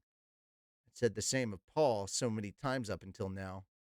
Called him a piece of garbage just the same, but I was a man too. Now that I had two women that I loved and wanted, couldn't I do the best to have them both? Just as Paul had done? Perhaps Sylphie would be disgusted with me and Roxy would abandon me, but wasn't it worth trying, even if I lost them both? Oh, that's right. This wasn't just up to me. Whether Roxy and Sylphie agree to it is a different story, I said finally. Indeed. Well, I'll go get Roxy. Huh? Leaving me with those words, and Linelise immediately strode into one of the nearby tents. After a few minutes, Roxy came out by herself. She didn't seem the least bit sleepy. Instead, she glanced over at me with a nervous look on her face. Perhaps Linelise had said something to her. What is it that you wanted to talk to me about, Rudy? She sat in front of me, legs folded up under her. I followed her lead and sat up straighter. What was I supposed to say? Everything was happening so fast. I hadn't come up with the words yet. No, thinking wasn't necessary. My feelings for Roxy weren't something I needed to think over before speaking. I've been wanting to say this for a very, very long time, I began. Yes? I love you, teacher. I always have, since long, long ago. And I don't just love you, I respect you. You seem to be self conscious of the fact that you can't use magic as well as me, but that doesn't matter to me. Your teachings have helped me numerous times. They're the only reason I was able to make it this far. Roxy's face gradually heated up. Mine was probably tinged pink as well. Talking face to face like this was embarrassing. Well, thank you for that. But, I added, stammering, you see, I also have a wife. Yes, I've heard. Is it really appropriate to say, so please be my second wife? Wasn't that a selfish way to put it? But I couldn't think of a better way to spin it. What should I do? Just had to say it. No matter how I spun it, my request remained the same. I was suggesting not splitting up with Sylphie, but instead trying to bring Roxy into the family without seeking Sylphie's input first. I'd have to get her approval after the fact. It was exactly the kind of thing a garbage human being would do. Still, I had to say it now. Roxy might wander off if I didn't. She was the kind to immediately set off once the job at hand was done. If I didn't stop her now, it might be too late. Enough. If I was going to regret not saying it later, then I should blurt it out now, even if that made me a piece of shit. My wife's name is Sylphie Greyrat now, but she didn't originally have a surname. It was just Sylphiette. Oh, Sylphiette Greyrat, sorry. Roxy nodded. Yes, so I've heard. Would you mind making your name Roxy Greyrat as well? She looked suspicious for a moment, but she must have heard what I meant in the next instant because she clamped a hand over her mouth. Roxy regained her composure almost as quickly. I appreciate you saying that, truly, but are you sure you shouldn't get your wife's approval first? Of course. Talking about a complete stranger becoming part of our family. I absolutely had to consult Sylphie. I'd also need to explain it to my younger sisters, Lilia, too. I do need her approval, I admitted. In that case, she was going to turn me down. She was going to turn me down. It seemed Roxy wanted me to choose her and only her after all. No sooner had that thought popped into the back of my head than, in that case, please ask me again after you've received her approval, Roxy said with a serious look on her face, the snow sprinkling down around us. Please ask me again. The words echoed in my mind. I felt my body heat up as I registered the fact that she hadn't rejected me. We drew close to the magic city of Sharia. I talked to Lilia about Roxy as well. Her usual poker face in place, she merely said, I see then. Very well. It didn't sound like she judged me for it, probably because she'd been in the same position as Roxy before. No, that wasn't it. It was because the notion of monogamous marriage only existed in Millis. Either way, it took a weight off my shoulders to have made my promise to Roxy and gained Lilia's understanding. All that remained was to get home, explain the circumstances of the trip to Sylphie, and bow my head before her as I pleaded for Roxy's inclusion into the family. I still felt the weight of the knowledge that I would need to explain Paul and Zenith's situation to Aisha and Norn, but they would have to accept it, as I had. I was certain Norn would react with anger and blame me, but I was still going to do it. I wasn't going to run, no matter how hard things turned out. I would have no regrets. Regrets? Just then, anxiety reared its ugly head. Those were the man god's words. He said I would regret something. True enough, there was Paul's death, Zenith becoming a husk, and me losing my left hand. I lost a lot, yet strangely enough, I didn't feel regret. I could thank Roxy for that. Yes, part of me thought, if only I'd been stronger, if only I'd learned how to wield a sword better, if only I'd been strong enough to defeat that Hydra. But another part of me felt strongly that it would have been impossible either way. My aptitude for battle wasn't the best. I couldn't wrap that battle aura stuff around my body, nor did I know how to try. You had to be able to manipulate your battle aura to advance as a swordsman. Besides, the Hydra had been immune to magic. Even if it had worked diligently to learn king tier spells, even if I had worked diligently to learn king tier spells, that would have been useless. There might have been some other way, but the past was the past. That was why I had no regrets. Paul's death had allowed me to reflect on my past. I'd worried people and caused them trouble, but ultimately, there was good that came out of it all. What I felt wasn't regret, it was sadness. Just sadness. Sadness was all I carried with me from the Beggarit continent. But that was also why I felt anxious now. Perhaps the thing I would really regret was yet to come. For instance, maybe something had happened to the little sisters I left behind. Remember what he said. He'd mentioned this and that about Lenny and Persenna. Did that mean something had happened to one of them? Was I supposed to have enlisted their help to solve some kind of problem here? Or, don't tell me, had something happened to my pregnant wife? Those were the only things that might leave me with regrets. Despite my apprehension, we couldn't move any faster. The weather had worsened and the snow was rapidly picking up. The others seemed unfazed, but Zenith was struggling. I used my earth magic to craft a seat I could hoist onto my back and carried her. The armadillo looked half frozen. Perhaps we should have left it behind after all, but it was already too late for that. I should at least give it a name so it doesn't die without one, I decided. Dillo. Dillo was a good name. Do your best, Dillo. It had taken just 5 days to reach the ruins when we were on our way to Begarit, but it was taking over 10 to return on the return journey. It wasn't that long compared to all my adventures so far, and yet somehow it felt like the longest leg of the entire trip. We arrived at the magic city of Sharia. I immediately headed for my house, feeling my pace quicken. Hey, boss, what is it? Looks like you've seen a ghost. Shouldn't you cast some of that detoxification stuff on yourself? Geese asked with concern. I ignored him and just continued my hurried advance. So this is the center of the city, eh? Should we go ahead and get ourselves an inn for now? There's no way we can all stay at the boss's place with this many people. There was someone talking behind me, but their words didn't reach my ears. Hey, boss, you listening? Boss! Hey, Rudius! At some point, I broke into a sprint. I left everyone behind and dashed toward my house. Down the familiar streets I'd walked before, in a city I'd lived in for over a year now. Those I passed regarded me with confusion, wondering what my hurry was, but I went as fast as I could, stumbling, completely off balance. Perhaps the lack of a left hand was impeding my ability to run smoothly. Just as I was about to fall over, someone grabbed me and held me upright. What is all of this hurry for? It was little Elise. It's just, I started to say, grasping for words. She waited a moment before asking again. What is it? You've been panicked for a bit now. Did something happen? Oh, no, I just have this feeling that Sylphie is in trouble. In trouble? Based on what? Nothing really. I brushed her off and broke into a hurried walk. I wanted to relieve this anxiety as quickly as possible. My house was just ahead. If things were as they should be, Sylphie's stomach should be heavy with a baby, and she should be home. Or maybe she'd already given birth? It would be a premature one, if so. If that had happened, then maybe anything but that. Anything else. I just didn't want any more bad things to happen. I arrived at the house.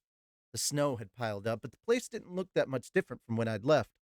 The number of trees and potted plants in the garden had increased slightly, a product of Aisha's hobby, I assumed. The place looked more beautiful than it had before. I snatched my key out of my belongings, shoved it in the hole on the door, and struggled to turn it. The metal was cold and my hand was trembling. The door wouldn't open. The key wouldn't turn. I reached for the door knocker. It felt like ice on my skin, but I banged it several times. Are you sure it isn't already open? Asked the Linley's from behind me. As she suggested, I tried the doorknob, turned and pulled, and it came open. Too careless, I thought as I started to step in. My eyes immediately met those of someone at the opposite end of the room trying to open the door. Oh, Big Brother? Aisha, is everyone safe? What do you mean? Puzzled, Aisha's gaze flitted between me and Linley's, now standing beside me, then behind us. When I followed and looked back, I saw Roxy struggling to catch her breath.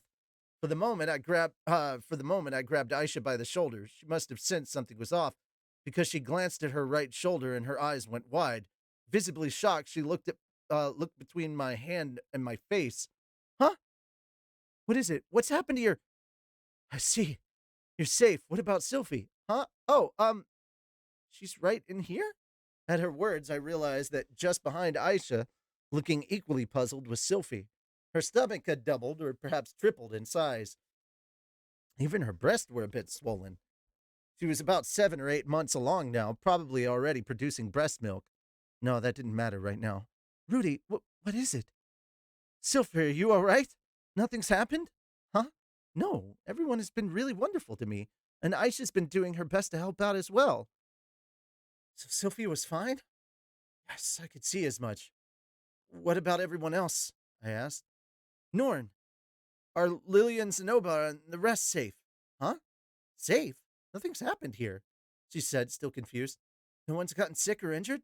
No, nothing unnoteworthy. Sophie looked utterly dumbfounded, as if she had no idea what I was talking about. Seeing that expression, I realized there really was nothing wrong. Um, Big brother? By the time I realized it, Aisha's face was towering over me. Boy, she sure had grown. No, wait. I just sunk to the floor. Okay. I breathed out. The tension left my body. In the end, the regret the man god had spoken of was the regret around Paul's death and the deaths of my parents from my previous life. The rest of my anxiety had been needless worry. As that sank in, I let out a huge sigh of relief. Thank God. Sophie gradually approached me and rested her hand on my shoulder. I could feel her warmth spread through the fabric of my robe. She immediately knelt down and gently wrapped her arms around me. I slipped mine around her as well, albeit clumsily, with my left hand missing, and squeezed. Her familiar scent filled my nose. Welcome home, Rudy.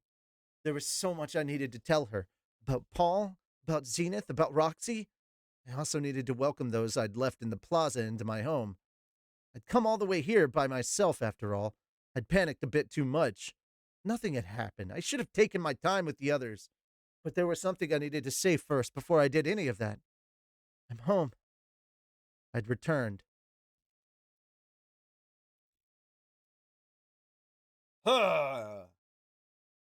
That's chapter 13. We've got 14, 15, and 16 left. Jesus Christ. I honestly really just want to rush through this shit. We're 83 pages. Let's see. 1, 2, 3, 4, 5, 14, 15, 16. 16 pages in chapter 14.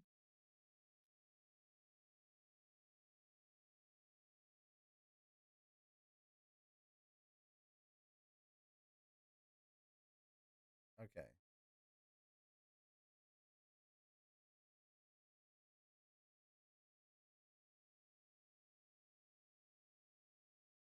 17 in that chapter. And 10. 10 in the final chapter. Okay. So, got a lot to go.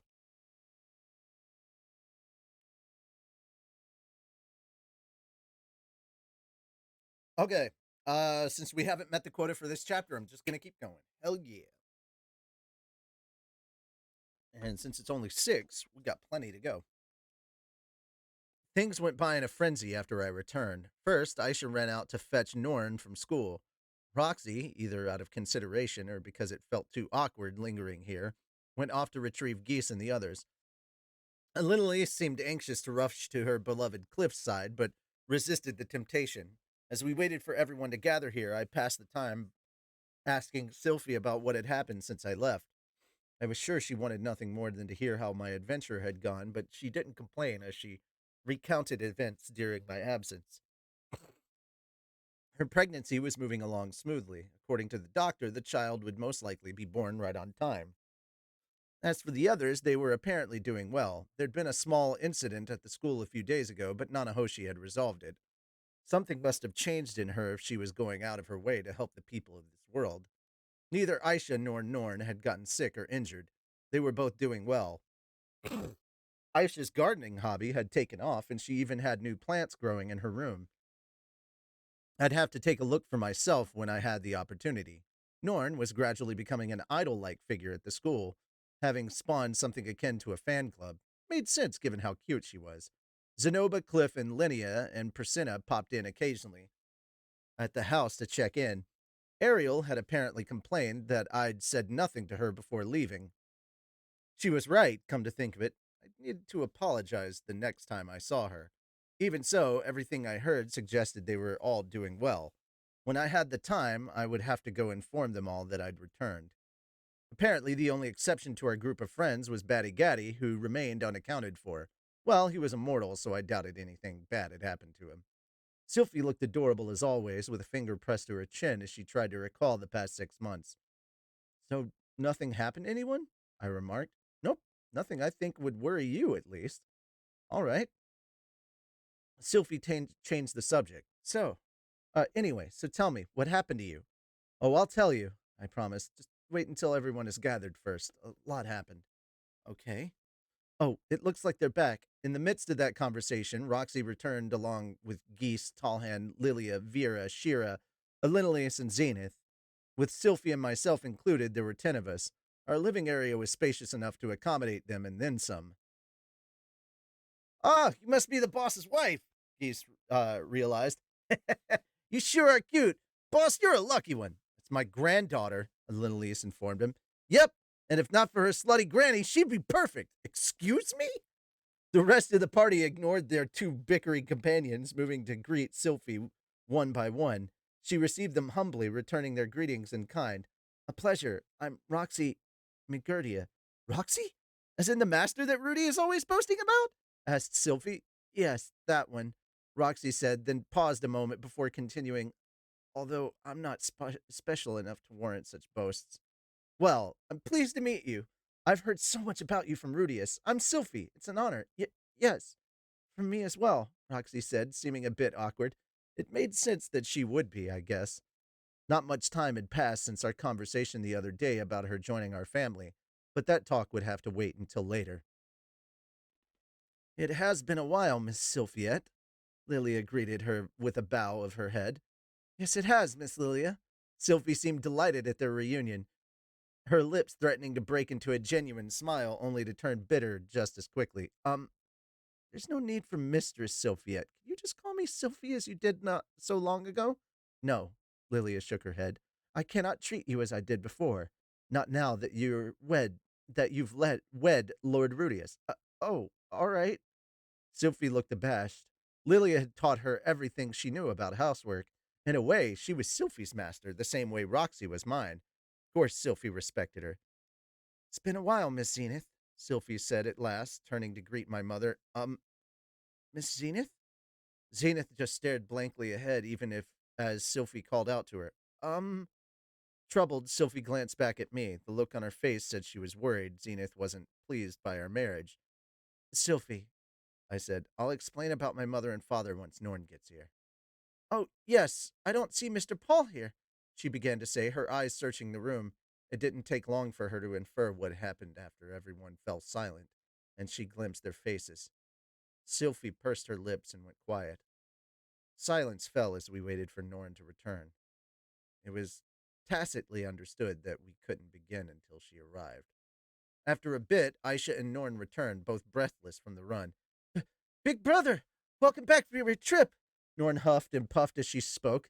Bowing her head, she caught a glimpse of my hand and jolted. Is your hand okay? It's fine. It's inconvenient, but it doesn't hurt, I said. Compared to what we were about to discuss, my left hand was hardly noteworthy. Oh, okay. Norn was still struggling to catch her breath as she glanced about the room. Huh? She muttered in her confusion, unable to find who she was looking for as she took a seat.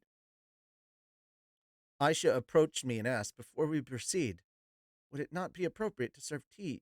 To serve the guests some tea. Yeah, you're right, I agreed. It's going to take a while, so please do. Oh, I'm sorry, Sylphie said. I should be the one doing that. Let me help. Not at all, mistress. You stay here. Entrusted with the task, Aisha immediately set to work. She prepared enough tea for everyone, gathered their luggage in one place, and hung up their coats, wet from the snow. She offered everyone slippers to use, taking their damp shoes and setting them to dry by the fireplace. I sat unmoving and merely watched her do all of this. It wasn't just me watching either. Lilia was also observing her daughter closely. Come to think of it, Lilia had always been the one doing this kind of work back in Rapon. But now, in the deathly silence, she stayed put, not lifting a finger. That was a rare sight. Aisha, once her daughter's work was mostly complete, Lilia called out to her. Yes, what is it, mother? Seems you're attending to your duties properly and not causing trouble for your brother. Yes, Aisha nodded. He may be related to Lord Rudius by blood, but it was he who saved your life. Keep that in mind as you continue to carry out your duties as is made. Yes, mother, Aisha replied, sounding just as formal as Lilia. It didn't feel right to hear a parent and child talk like that. This was their first time seeing each other in a while. I felt like they should be, well, you know, warmer to each other. Then again, perhaps Lilia was just restraining herself. The conversation to come was going to be a painful one, after all. Since everyone is here, why don't we start? My heart felt heavy, but it was my duty to speak. Paul was no longer here to do it for me. But father isn't here yet, Norn said anxiously in protest. Would she be angry when she learned, I wondered? Before I left, she clung to me, crying for me to help him. I told her to leave everything to me. She would probably blame me when she learned he was dead. It was fine if she did. I was the one who'd failed to grant her wish. I glanced around the room at everyone and then said, Our father is. Paul Greyrat is dead. Huh? Norn raised her voice in confusion. Sylphie lowered her head, the heartbreak plain on her face. Aisha's eyes went wide, her fist curling up tight. This is what he left behind, I said, setting out his equipment piece by piece on the table. His sword, his short sword, his armor, and his remains. Just those four things. Why? Norn jumped to her feet and approached. But you went! Why did he die? I'm sorry. I wasn't strong enough. But you're. Norn stepped close as if perhaps she intended to grab me by the collar, but her fury suddenly lost steam. I could see my left hand, or rather lack thereof, reflected in her eyes. Her gaze shifted between that, Paul's leftover belongings, and my face, and tears began to slowly well up in her eyes. I covered my left wrist with my right hand and continued. I'll explain in more detail right now. She sniffed and muttered, no, that's too aggressive. I'll explain in more detail right now. She sniffed and muttered, Okay. Aisha strode up behind her, grabbing her by the shoulder. For now. Enough! I know! Norn smacked her hand away and stalked back to her seat. Aisha stood idle for a moment before returning to her position behind Sylphie. All right. I'll explain from the beginning. I summarized everything that happened, how Alinalius and I set out for Rapon and reunited with Paul and the others there. How, based on information we had gathered about Zenith's whereabouts, we dove into the teleportation labyrinth together and started mapping it out. I told them how things went smoothly until we ran up against the Guardian. How the ensuing fight had been so rough that I'd lost my hand and Paul had lost his life. That although we succeeded in rescuing Zenith, she'd become a husk. Geese interjected intermediately to supply additional information as I slowly worked my way through it all. Then finally, Norn asked, So that means you weren't able to save Mother or Father? That's right. I felt like I could see her hackles rise the moment I nodded. But she didn't explode on me. Instead, she bit her lower lip and stared at my left hand. Did you do everything you could? Yeah, I gave it my all. You tried that hard and you still failed. And it wouldn't have mattered if. She spoke calmly, but her voice then trailed off. I could see the tears begin to fill her eyes. I'm sure it wouldn't have mattered. Father is gone. She began to sob, large droplets streaming from her cheeks. I can't do the wah wah wahs that she's doing, the crying. Like, I can't. I'm already, like, just by putting myself in, I think you guys can see, but by putting myself in the same emotional state that everybody's supposed to be in right now. Uh, wow, my voice just wavered. Uh, but the same emotional state that everybody's in right now, I think you could see my eyes are already well watered up. Norn was crying loudly. Norn was crying loudly in a voice that pierced me right through to the heart. Everyone present wore grave expressions as they listened, and her body shook as she sobbed and sobbed and sobbed and sobbed. She cried all the tears that the rest of us hadn't, and we just listened as she did so. What? After a while, she stopped. Her eyes were swollen and bright red. Strangled noises kept escaping her throat, but she turned to me, her eyes filled with determination. Big brother? Yes, what is it? Sword. Can I have it? Norn pointed a finger, toward Paul's favorite weapon, the one he'd had with him since before I was born. Okay. I learned piano because it was the thing that connected me to my father. So that sword thing. Oh, her wanting to learn swordsmanship so she has something that connects her to her father, and me learning piano so I could have something that connected me to my father. Oh, fuck, that hits so hard. All right. Norn pointed a finger toward Paul's favorite weapon, the one he'd had with him since before I was born, the one he always kept on him, the one that had never left his side. Yeah, sure. You should take it. Just don't use it recklessly. Huh? Don't mistake having that sword as a sign that you've suddenly gotten stronger. It had been on my 5th birthday that Paul handed me a sword and said the very same thing to me. I understand, Norn said, hugging it close to her chest. She was strong. It wouldn't be unusual for a child her age to hole up in their room and cry, but she was facing Paul's death head on, completely unlike me, who couldn't even crawl back to my feet without Roxy's help.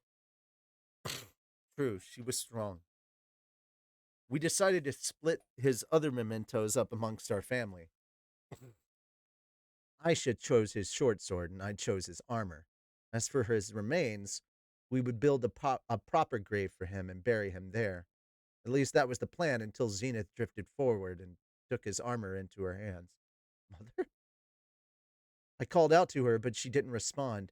As usual, she just stared blankly ahead like a husk, and yet she'd moved as if she understood what was going on here. Or was that just a coincidence? No. Perhaps the core of who she was still remained. Regardless, it meant that I was left with nothing but nothing of his. But I was satisfied with that.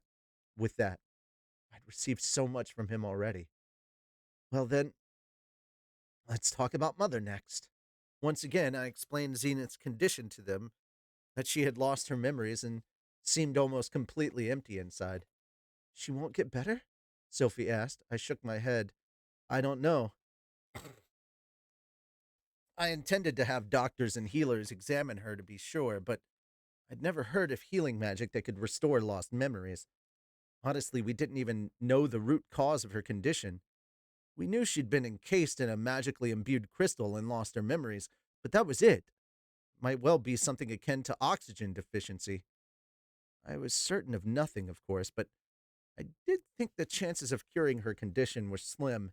If there was damage to her brain, then the medical technology of this world wouldn't be enough to fix her. Even advanced tier healing magic hadn't done anything. I'd read a manga or two where inflicting the same level of shock that made a person lose their memories in the first place snapped them back to normal, but we couldn't test that out on Zenith. Besides, I wasn't sure she'd be happy even if we did cure her. Paul had died trying to save her. I was sure she'd blame herself, saying, if only he hadn't tried to help me. Maybe she was better off not remembering. No, that wasn't right. We should work to restore her memories. Anyway, she'll need treatment and care, I said. I planned for her to live here with us. If my parents in my previous life had lived, grown old, and become bedridden, would I have looked after them the same way? Lilia had initially said she planned to rent separate living quarters so that they wouldn't impede on my life. She'd earned enough from the teleportation labyrinth to live on for over a decade in this town. I shot the idea down flat. I wouldn't allow such a thing. Paul wouldn't allow such a thing. It was our duty as her remaining family to look after her. I planned to entrust her care to Miss Lilia, I continued, but I am sure everyone will end up having to lend a hand. Very well. I will do my best to help out too, Sylphie said gladly. No one seemed to disagree, not that I intended to let them. Paul had told me to save Zenith even if it killed me. Even now, I didn't truly know what he'd meant by that, but now that he was gone, it was up to me to protect her. Besides, though I'd said she'd need treatment, it wasn't as though she had Alzheimer's. She was just more or less an empty husk. With Lilia by her side at all times, I was sure she'd be fine, though I would need to gather the necessary supplies for her care. So that means Mother will be living here as well?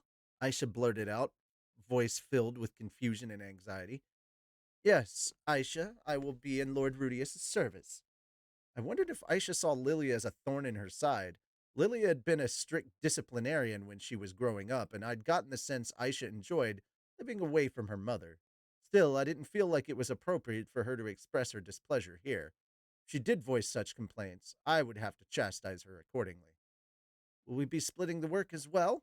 Aisha pressed on. We can discuss that later, said Lilia. I intend to make the mistress's care my primary focus, leaving the majority of the housework to you, Aisha. All right.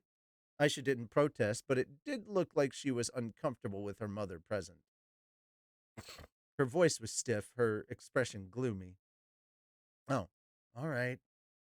Having noticed that, Norn interjected. Hey, Aisha! She put a hand on her sister's shoulder. Oh, hey, Aisha, you don't have to hold back on our account, okay?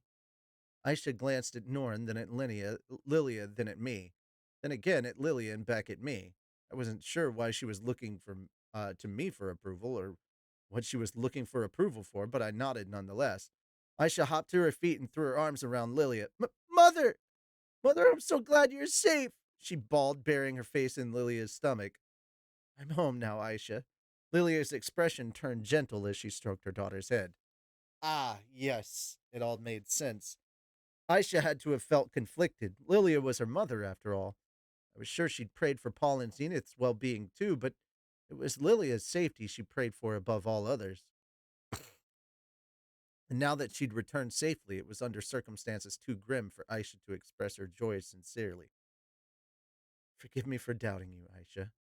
We talked about a variety of things after that, concluding our return announcement.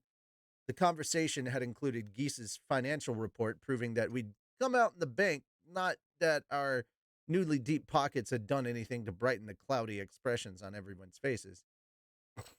Well, then, guess we ought to be off to look for an inn. As soon as we were finished, Geese took to his feet. Tallhand, Vera, and Shira followed his lead. I hurried to stop them. I don't mind you staying here with us today. What? Boss, don't be stupid. We got brains enough to know we'd just be getting in the way of your family here, Geese shot back. The other three seemed to agree, moving to retrieve their luggage, pulling on their still damp shoes and coats. In the end, I decided to see them off at the front entrance. As I watched the four of them recede, I called out again, Everyone, thank you for all of the assistance you provided my father all this time. Vera and Shira in particular bowed their heads deep. Wow, this is getting to me. They had helped Paul ever since his time in Milashion. I hadn't spoken with them very much, but they supported us in myriad ways as we dove in and out of the teleportation labyrinth. They were the heroes behind the scenes. No, we should be the ones apologizing for not being more helpful. We'd appreciate if you'd let us know where the captain's grave is once you have finished. Their replies were short. I wondered what Paul had been to them. They'd followed him to the Begarit continent even after the Fatoa Urchin Rescue Squad disbanded. Perhaps they'd had special feelings for him? But even if they'd loved him, it was all over now. What will you do now? I asked. Once winter is over, we'll return to the Osira Kingdom. There are other people from the Search and Rescue Squad to whom we are indebted. I see, I said. Well, take care. You as well, Lord Rudius. I know you'll have a lot on your shoulders from here on out, but take care of yourself. They bowed their heads to me one final time before disappearing into the curtain of snow falling. Of falling snow. Ha! Let me just fucking take a minute.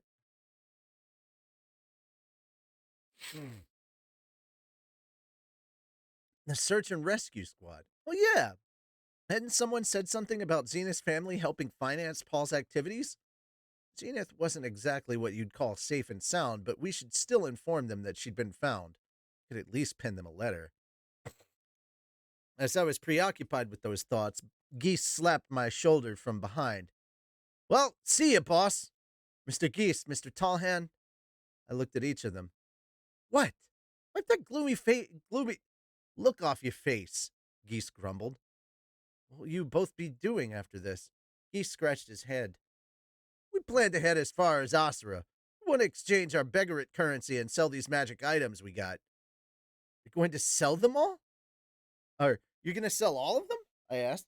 We had to keep a few to use ourselves, but for the most part, yeah. Geese still had one in hand.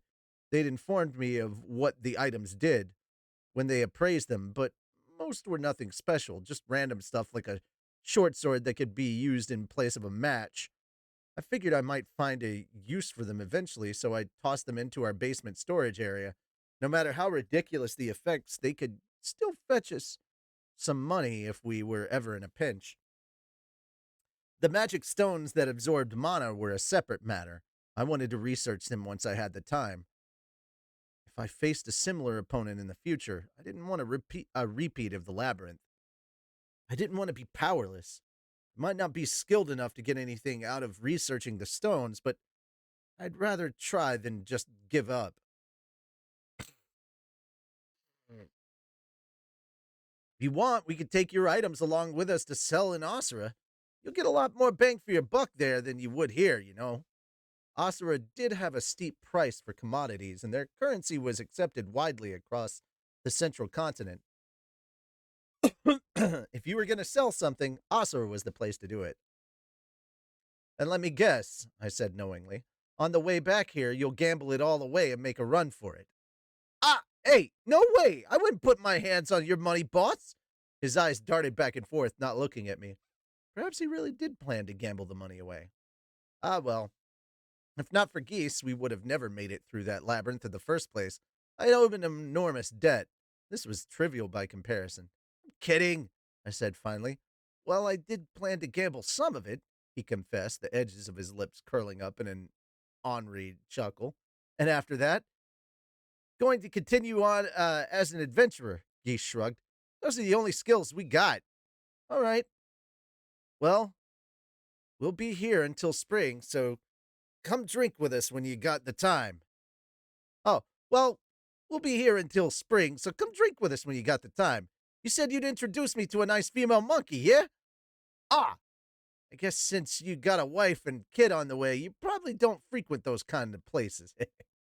True, we wouldn't be seeing the last of each other just yet. Even so, Geese was the kind of man who'd just up and leave on his next adventure without a word in advance. I wanted to at least say my farewells while I had the opportunity. Mr. Geese, I started. Boss, you're talking all funny, you know? Talk to me like you always do. Like, hey, newbie? Curious, I asked, why are you so particular about being called newbie? It's a jinx. A jinx. That word alone would have been an inadequate explanation, but it hit me straight in the heart. If it was one of his jinxes, I couldn't complain. Well, either way, thank you both for everything you've done up until now. I told you no need. Anyway, take care, boss. Once I bowed my head, Geese waved his hand and started to walk off. He's right. You don't owe us anything. If anyone does, it'd be Paul.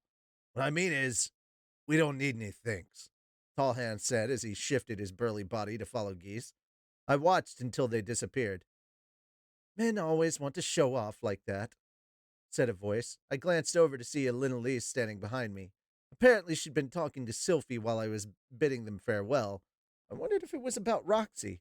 I told her I had a duty to tell Sylphie everything, but being the busybody that she was, Elise might have put in a few words for me. Honestly, I wasn't anxious to have that conversation, so I was grateful for her consideration. Well then, I should be off to see Cliff. I don't have much time left. Elise stroked her lower abdomen as she spoke. I'd put her through a lot, too. On our way here and back, she'd slept with a total of 3 different strangers. This was normal for her, of course, and she'd laughed it off, but I couldn't be so flippant. Miss Elise, you were really there for me, I said. She had a bitter look on her face. I'm sorry about Paul. No, that was my mistake, my carelessness. At least I tried to say as much, but she cut in first. It was my duty in that party to make sure things like that didn't happen. Paul died because of my shortcomings. There was no way that was true. We'd been fighting for our lives back there. None of us could have known what lay in wait after we dodged the Hydras. ultimate attack and were a single head away from victory, there were only two people who could blame her: Lindley's herself and the deceased Paul. I can't blame you, I said, or anyone else. Then don't blame yourself either. All right. Okay, time for me to get going, Lindley said before dashing out into the snow. There was someone important still waiting to hear that she'd return. Phew! I let out a long sigh, my breath turning into a visible plume that rose and dissipated amidst the snow. At last, the displacement incident was over, at least for me. All my missing family members had been found. There were probably other victims out there still missing, but I had no obligation to search for them. It was over. It was the conclusion of a long, frustrating, bitter journey. Now life could move on to the next stage. No, looking back, I had to live on and look ahead. There was still so much I had to do in this world, so much I still wanted to do. So let's look to the future. Rudy, has everyone left? A girl's voice called from behind me. I glanced over my shoulder to see Roxy standing there. I also wanted to talk to them a bit. Seems they're staying in the city for now, so you can see them again when you have time, I assured. True. Roxy didn't step out into the snow. She remained in the house, the only member of the party who'd done so. Whether she continued to stay here or left to find a room at the inn depended on how our impending discussion went. Well, Roxy? Yes. Let's do this. I stepped back inside, Roxy's petite form following along beside me. What's the tally at now? Holy shit, didn't mean to smack it that hard. I just went whap. And it shook the whole goddamn thing. All right. What's the tally at? Because that's the end of chapter 14. We've got two more chapters. If we don't have enough, I may just wait until the end of 16 and then do all my exercises and end it. 20, 10, 10, 10, 10, 10. All right, chapter 15, we go. And funny enough, 15 is 14 and 15 were the long ones, and then 16 is going to be crazy short. 5 people remained in the living area: Sylphie, Norn, Aisha, Roxy, and myself. There was also the armadillo, Dillo, as I'd named him, sprawled out by the fireplace with a look of bliss on his face, but you could hardly count it among our number. Lilia was helping Zenith into the bath. Before entering, she'd come to ask me if it was all right, and I'd nodded. I wanted to get through this discussion without relying on her aid. Rather than return, uh, rather than return to her room, Norn lingered. She was having a rough time of it, still audibly sniffling. She'd been incredibly attached to Paul and was taking the loss exceptionally hard. Well, there is one last thing I have to talk about. When I said as much, the three of them returned to their seats. I exchanged looks with Roxy, who quietly wandered over beside me. Seeing how swollen Sylphie's belly was made me hesitate, but I had a responsibility. Eventually, Roxy would be in the same state of pregnancy. If Sylphie refused to take her in, would Roxy give birth all by herself? That was the agreement we'd made, but if that really did happen, then I planned to support her however I could, financially or otherwise. I'd like to take Roxy as my second wife, I blurted out. Huh? The one who voiced her confusion wasn't Sylphie, but rather Norn. Sylphie just had a blank look on her face. What are you talking about? Norn demanded. Let me explain everything in order. I started by recounting what had happened on the Begarit continent, how Paul had died and how I'd fallen into a deep depression as a result. I told them how Roxy had been the one to save me and that I'd developed feelings for her as a result. How I deeply respected her and wanted her to become part of our family now. It wasn't my intention to betray Sylphie, but in the end, I did break my promise. I'm sorry. I got down on my knees. There was a rug stretched out across the floor, but the winters in the northern territories were cold, so naturally the carpet was as well. I bent forward and pressed my head to the floor. Huh, wait, Rudy? I heard Sylphie's panicked voice call out from above. I still love Sylphie just as much as before, but it seems I may have gotten Roxy pregnant. I need to take responsibility for that. The more I spoke, the cheaper my words sounded, even though they really were my true feelings. When I peered up, Sylphie had a troubled look on her face. Perhaps she was confused? I couldn't blame her for that. I'd told her that I loved her, sworn I'd come back no matter what. Now I'd returned in shambles, minus a family member in my left hand. She might have thought she could at least rejoice because I was safe, but here I was saying I wanted to take another woman as my wife. In her place, I would have wailed, screamed, and lashed out. Still, I asked for the impossible. Sylphie, please forgive me.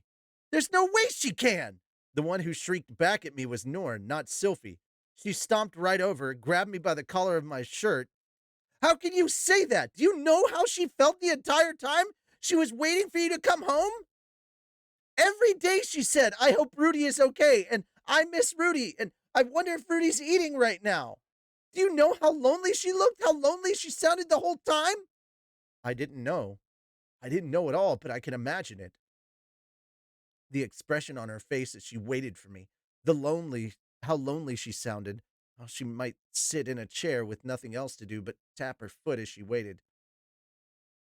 Figured I couldn't blame you for not being able to save father if things were so rough you even lost your left hand, and there was nothing anyone could do. So it seemed wrong to blame you for it.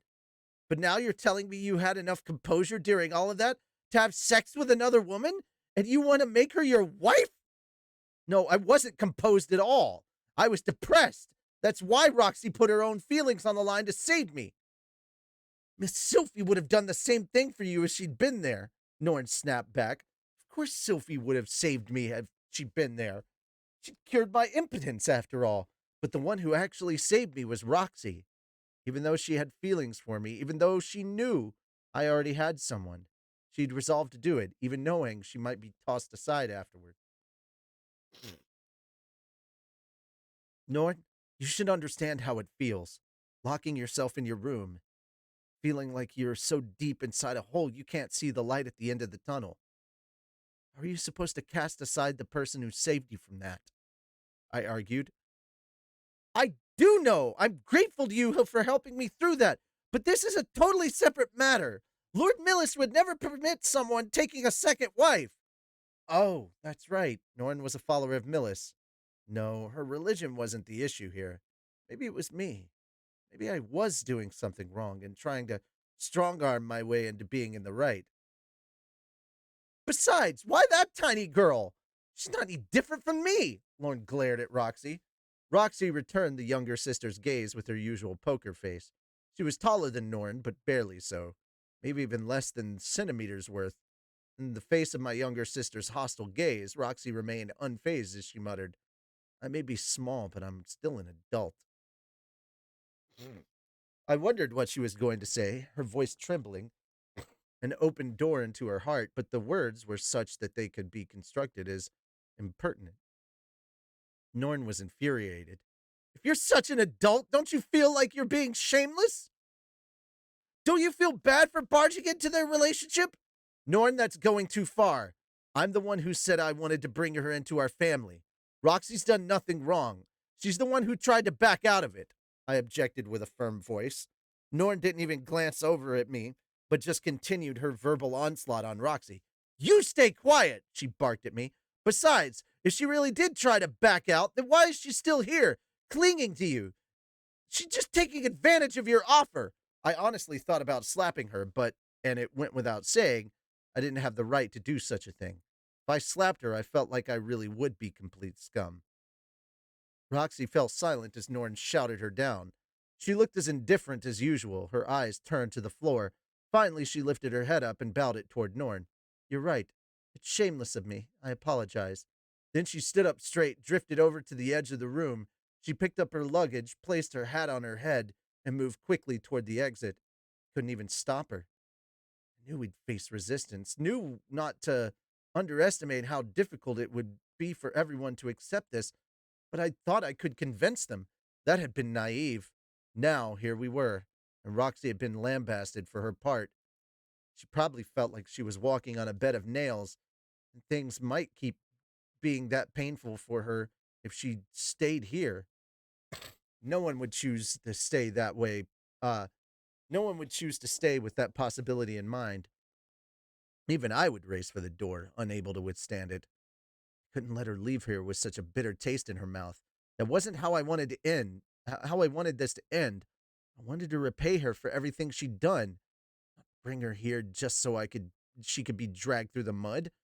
I brought her here so I could make her happy. And yet, no matter how I felt, I couldn't stop her. Couldn't hold her back. Maybe I couldn't make her happy. No, think. Roxy would be out that door any second now. I at least needed to stop her, even if it meant slapping Norn. Even if it meant making my little sister hate me. Wait! A voice called out from behind. Miss Roxy, please wait. It was Sylphie. She took to her feet and hurried over, grabbing Roxy by the hand. Roxy glanced back, her eyes welling up with tears. Why are you stopping her? Norn gasped. Just let her go! Norn, could you please be quiet? Dumbfounded, Norn squeaked. Huh? You were being far too harsh this whole time. I never expressed any objections, said Sylphie. Norn froze at a loss for words. Please sit, Sylphie said, turning her back on Norn in favor of guiding Roxy to a place on the sofa. Roxy perched herself atop it willingly with no signs of resistance. Then Sylphie took a place beside her. I was a little confused at first. So it seems you're the one who saved Rudy, Miss Roxy? Roxy tentatively nodded. Yes, but I did have an ulterior motive, and I don't intend to make any excuses for that. Yes, agreed Sylphie. Well, Rudy is really handsome. I wouldn't have believed you if you'd said you didn't have any ulterior motives. I think if I had been in your place, I'd have done the exact same thing. Sylphie smiled at Roxy, a gentle expression on her face. Roxy's was stiff in contrast. Sylphie kept smiling as she continued. To be honest, I figured it was just a matter of time. Um, what was a matter of time? Roxy asked, confused. Rudy bringing home another woman. Just a matter of time before I brought another girl? Wait, did this mean she actually didn't trust me? You know, Rudy's a pervert, right? I figured he'd do it with someone else if I wasn't around, but he's loyal.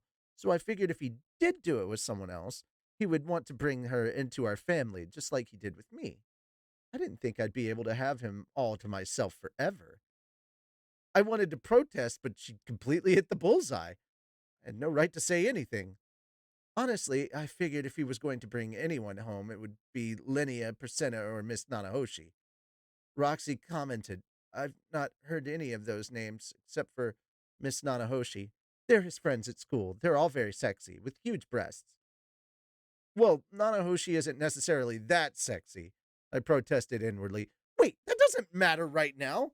Truthfully, what I heard of your trip sounded brutal, and there was Paul's death as well. I completely forgot the possibility he might have hooked up with someone else. That's why I was so surprised when I heard. Sylphie paused. But it does make sense. What does? Roxy asked. Ever since you got here, you've been staring over at him with an anxious look on your face. I wondered what that was all about. First, I thought it was because you were nervous about him announcing Paul's death. This is what it was actually all about. Sophie continued. You had the eyes of a woman in love, Miss Roxy. The eyes of a woman in love. When Roxy heard that, her face heated up. I'm sorry for making you witness something so unpleasant. She lowered her head, cheeks still red as a tomato. From my wife's point of view, it couldn't be pleasant to watch another woman look lovingly at her husband. I can understand Roxy thinking that way, but Sylphie merely shook her head in protest. It wasn't unpleasant. But Roxy began to protest. How should I put this? Sylphie tilted her head in thought and almost as quickly nodded. You know, Rudy always talked to me about you, Miss Roxy. What do you say? Things like, she's the only magician I respect. He talked the same way about you before the displacement incident as well, as after. Roxy shifted awkwardly in her seat. I'm not sure what to say, but I feel bad you had to hear that. Well, that was why I did feel a bit jealous as well, Sophie confessed. He had such admiration in his eyes every time he talked about you. I thought to myself, this Roxy McGurdia person is such an incredible magician. There's no way I could ever stand shoulder to shoulder with her. But now that I've actually seen you and know you're just a normal girl who loves Rudy, that jealousy is gone. That means you're just the same as me. Sylphie said as she lifted Roxy's hat away and caressed her face. Roxy just stared back at the other woman and let it happen. As she continued stroking, Sylphie said, Norn may have expressed her opposition, but I welcome you. Roxy's face colored with surprise. I too felt my jaw drop in shock. I never dreamed Sylphie would accept it so easily. Sylphiette, Miss Roxy said haltingly. Just Sylphie is fine. I hope we'll get along. Rox? Um, I'm actually 50 years old as of this year, so that kind of nickname sounds a bit too childish. Oh, all right. Sylphie nodded to herself. You're older than me, then. Sorry about that. Now that I think about it, Rudy did mention that, but seeing you, it just didn't register. Well, I am petite, Roxy admitted. I'm not all that big myself. The two of them looked at one another, holding hands, and laughed. Well, Roxy, let's support Rudy together then. Thank you, Sylphie. And let's see. Bam.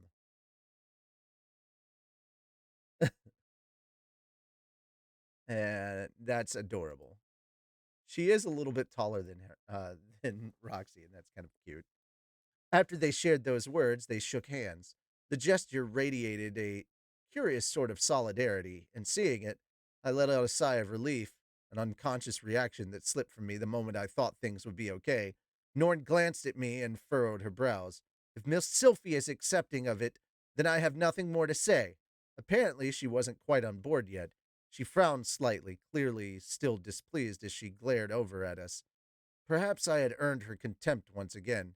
It was Sylphie who pacified her by saying, Forgive him, Norn. Rudy's not a follower of Millis. But Norn started to protest. Mr. Paul had two wives as well, didn't he? She went quiet for a moment before saying, True, he did. Sylphie continued, Would you say the same kind of thing to Miss Lilia, then? Norn's eyes widened in surprise. She turned to look at Aisha, who was sitting beside her. Aisha had been quiet the whole time, her face the picture of composure. Oh, I'm sorry, Aisha, Norn said. It's fine, really. I know you often say things without thinking them through. Why do you have to put it like that? Look what just happened, Aisha pointed out. That wasn't your pla- that wasn't your place to speak. You kept going on about Miss Sylphie and her feelings, but really, you were just forcing your beliefs on everyone else. What? Norn hopped to her feet. I saw the fist at her side and jumped up to scold Aisha. Aisha, you went too far, but I cut her off. I understand what Norn is saying, too. If Sylphie had said the same thing herself, it wouldn't, uh, it would have been understandable. I'm equally at fault for not considering how everyone else would feel. We can't blame Norn. Well, I guess if you say so. Norn had a conflicted look on her face, as if unsure what to say. She must have felt uncomfortable standing there because her next words were, going to bed. Her feet were quick as she moved to duck out of the living room, but then she stopped, as if she'd just remembered something and looked back at me. Big brother? What is it? Was she going to say, make one last scathing remark?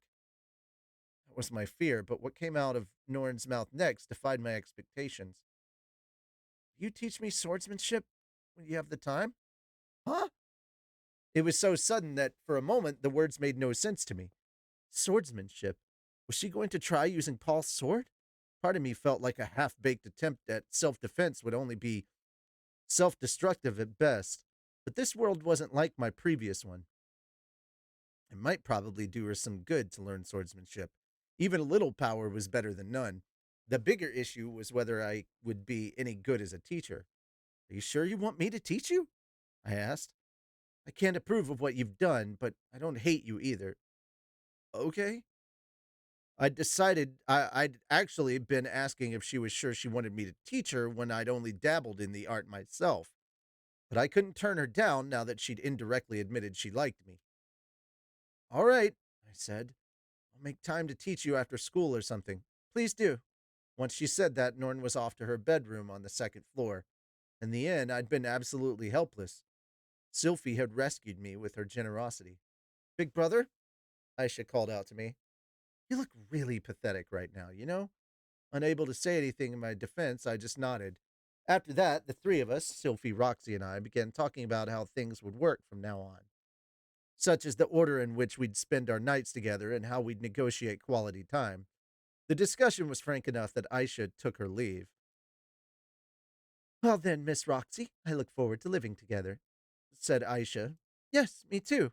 Aisha grumbled under her breath as she went, but she was smiling even as she did so. What was up with her? Well, whatever. Sylvie, Roxy, and I had the future to discuss. Some people might be aghast. We could discuss such things when Paul had just died, but that was precisely why I wanted a more cheerful topic of discussion.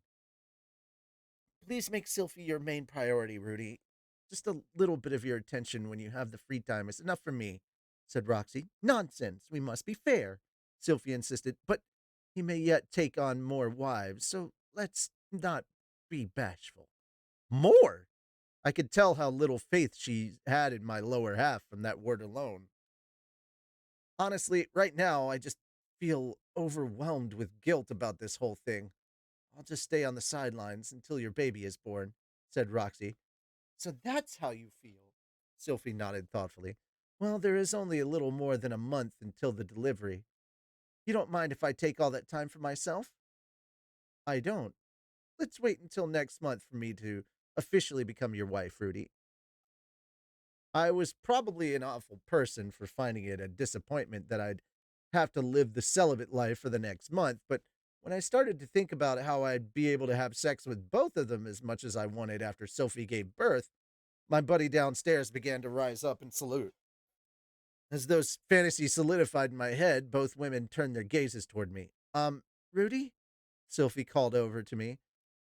If you absolutely can't wait, let me know, okay? We'll do something about it. Oh, no, I'll take care of it myself. No matter how much of a horn dog I wasn't going to cheat any more than I already had. I wanted her to trust that I, Rudius Grey Rat, would not falter again. The only reason I had wavered was because of the unique situation I'd been in, and because my partner was Roxy.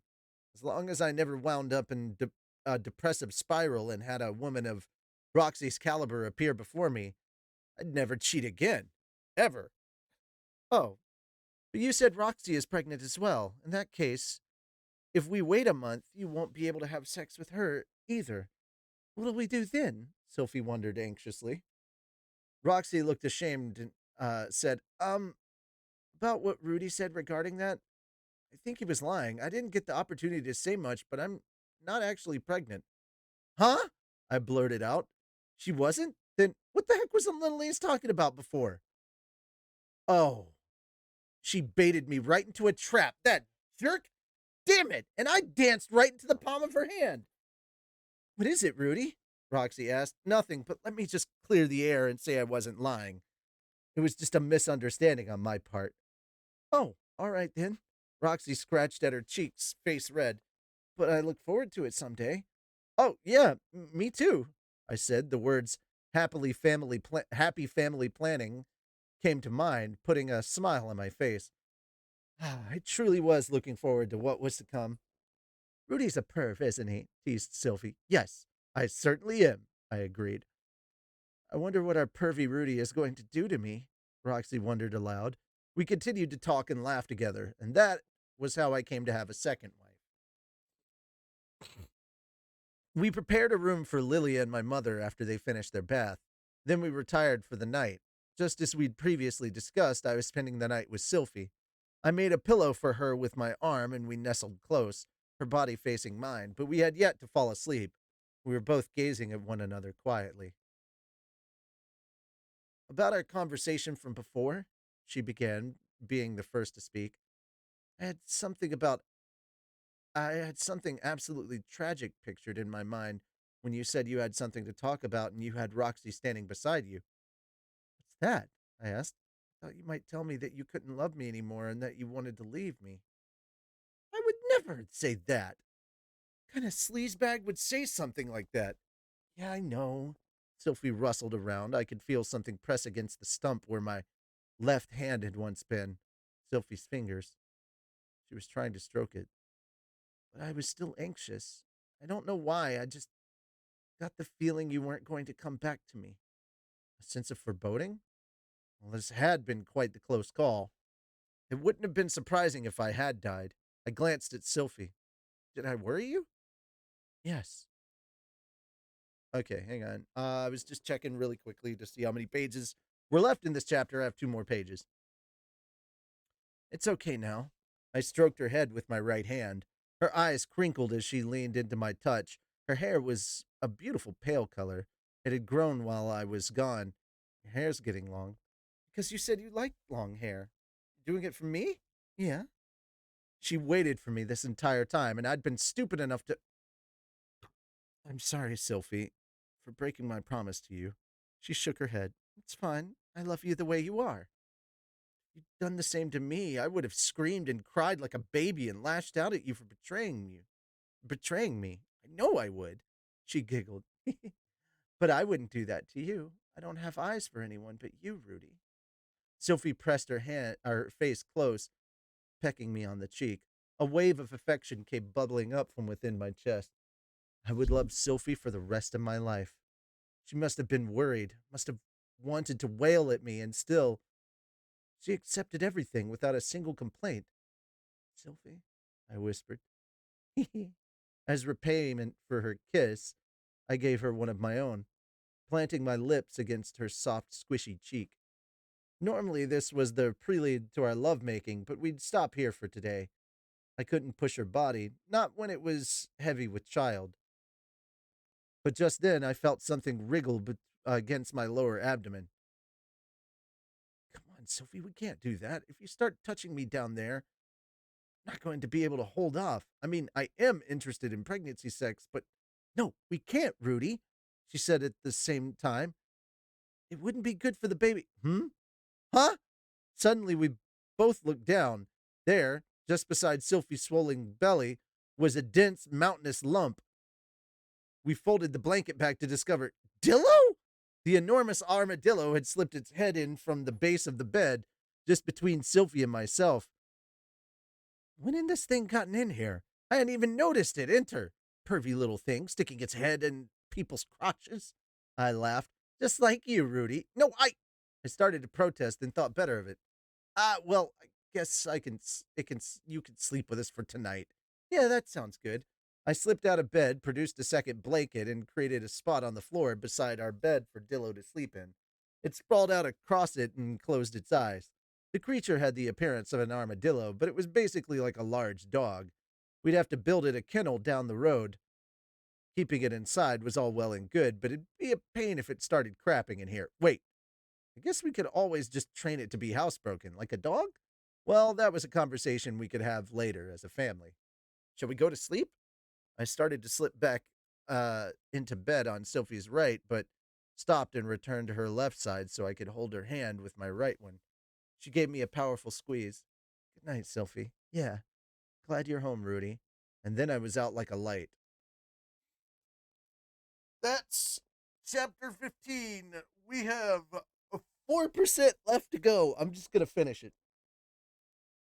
All the kinks Rudius has the sane one he doesn't. Is all the kinks Rudius has the sane one he doesn't. His feet even has a hand fetish. Oh God. Yeah, it doesn't look like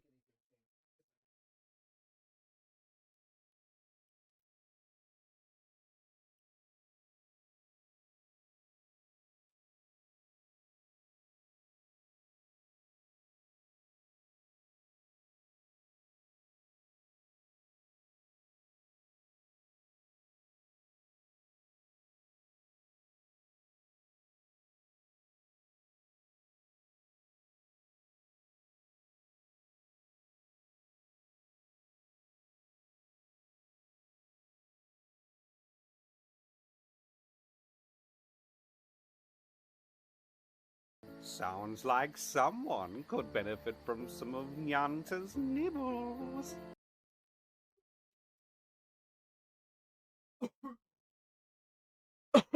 anything. Yeah, since it's 7, I've got plenty of time. All right. A few days had passed since I took Roxy as my wife. By the way, chapter 16, Before His Grave. Lately, my fear that another disaster was about to strike had gradually begun to fade. The future seemed brighter than that, though I still had a lot of concerns about Zenith. She claimed one of the other large bedrooms in the house for herself. I'd advised Lilia against it given that the previous resident of this house had been killed in there, but Zenith had taken a liking to it and refused to leave. Seeing that, Lilia brushed off my concern, saying, I'm sure there's nothing to worry about. It was true that if she was going to look after Zenith, a spacious room would be preferable to a cramped one. I also took Zenith to a doctor, one in the Renoa Kingdom's most prominent practitioners, referred to us by Ariel. Unfortunately, the man threw his hands up, saying he had no idea what kind of medical issue she had, and therefore no idea how to treat it. With the current medical technology in this world, there really was nothing they could do to restore her memories. Perhaps it was because of healing magic that the medical treatment in this world was so unbalanced. Regardless, we took steps to draw up a rehabilitation plan formulated specifically for someone with amnesia. I didn't know if it would help, but it was better than doing nothing. If I had the opportunity, it might be a good idea to search for a magical implement that could help with recovering memories. Granted, I had no idea if such a thing even existed. It was probably best to consider her treatment a long term endeavor. I had no idea what her family back in the holy country of Millis would say about this either. Everything remained uncertain. Sylphie's progress was right on schedule. When I tried to grope at her swollen breast, she got pretty angry with me. Apparently, it hurt if I grabbed too hard. The way she implored me to be gentle made me want to jump her bones. I'd bought into her temptations many times before and had my way with her, but she was pregnant this time, so I couldn't let my desires go unfiltered. I couldn't help wanting to touch her just the same, but I was cautious, gentle as I caressed her. Pregnancy brought changes to the body. Her breasts were no longer the ones I was accustomed to fondling, and when I considered how I had been the one to bring about this change to her body, I felt indescribable joy. This is probably what people meant when they talked about a sense of domination.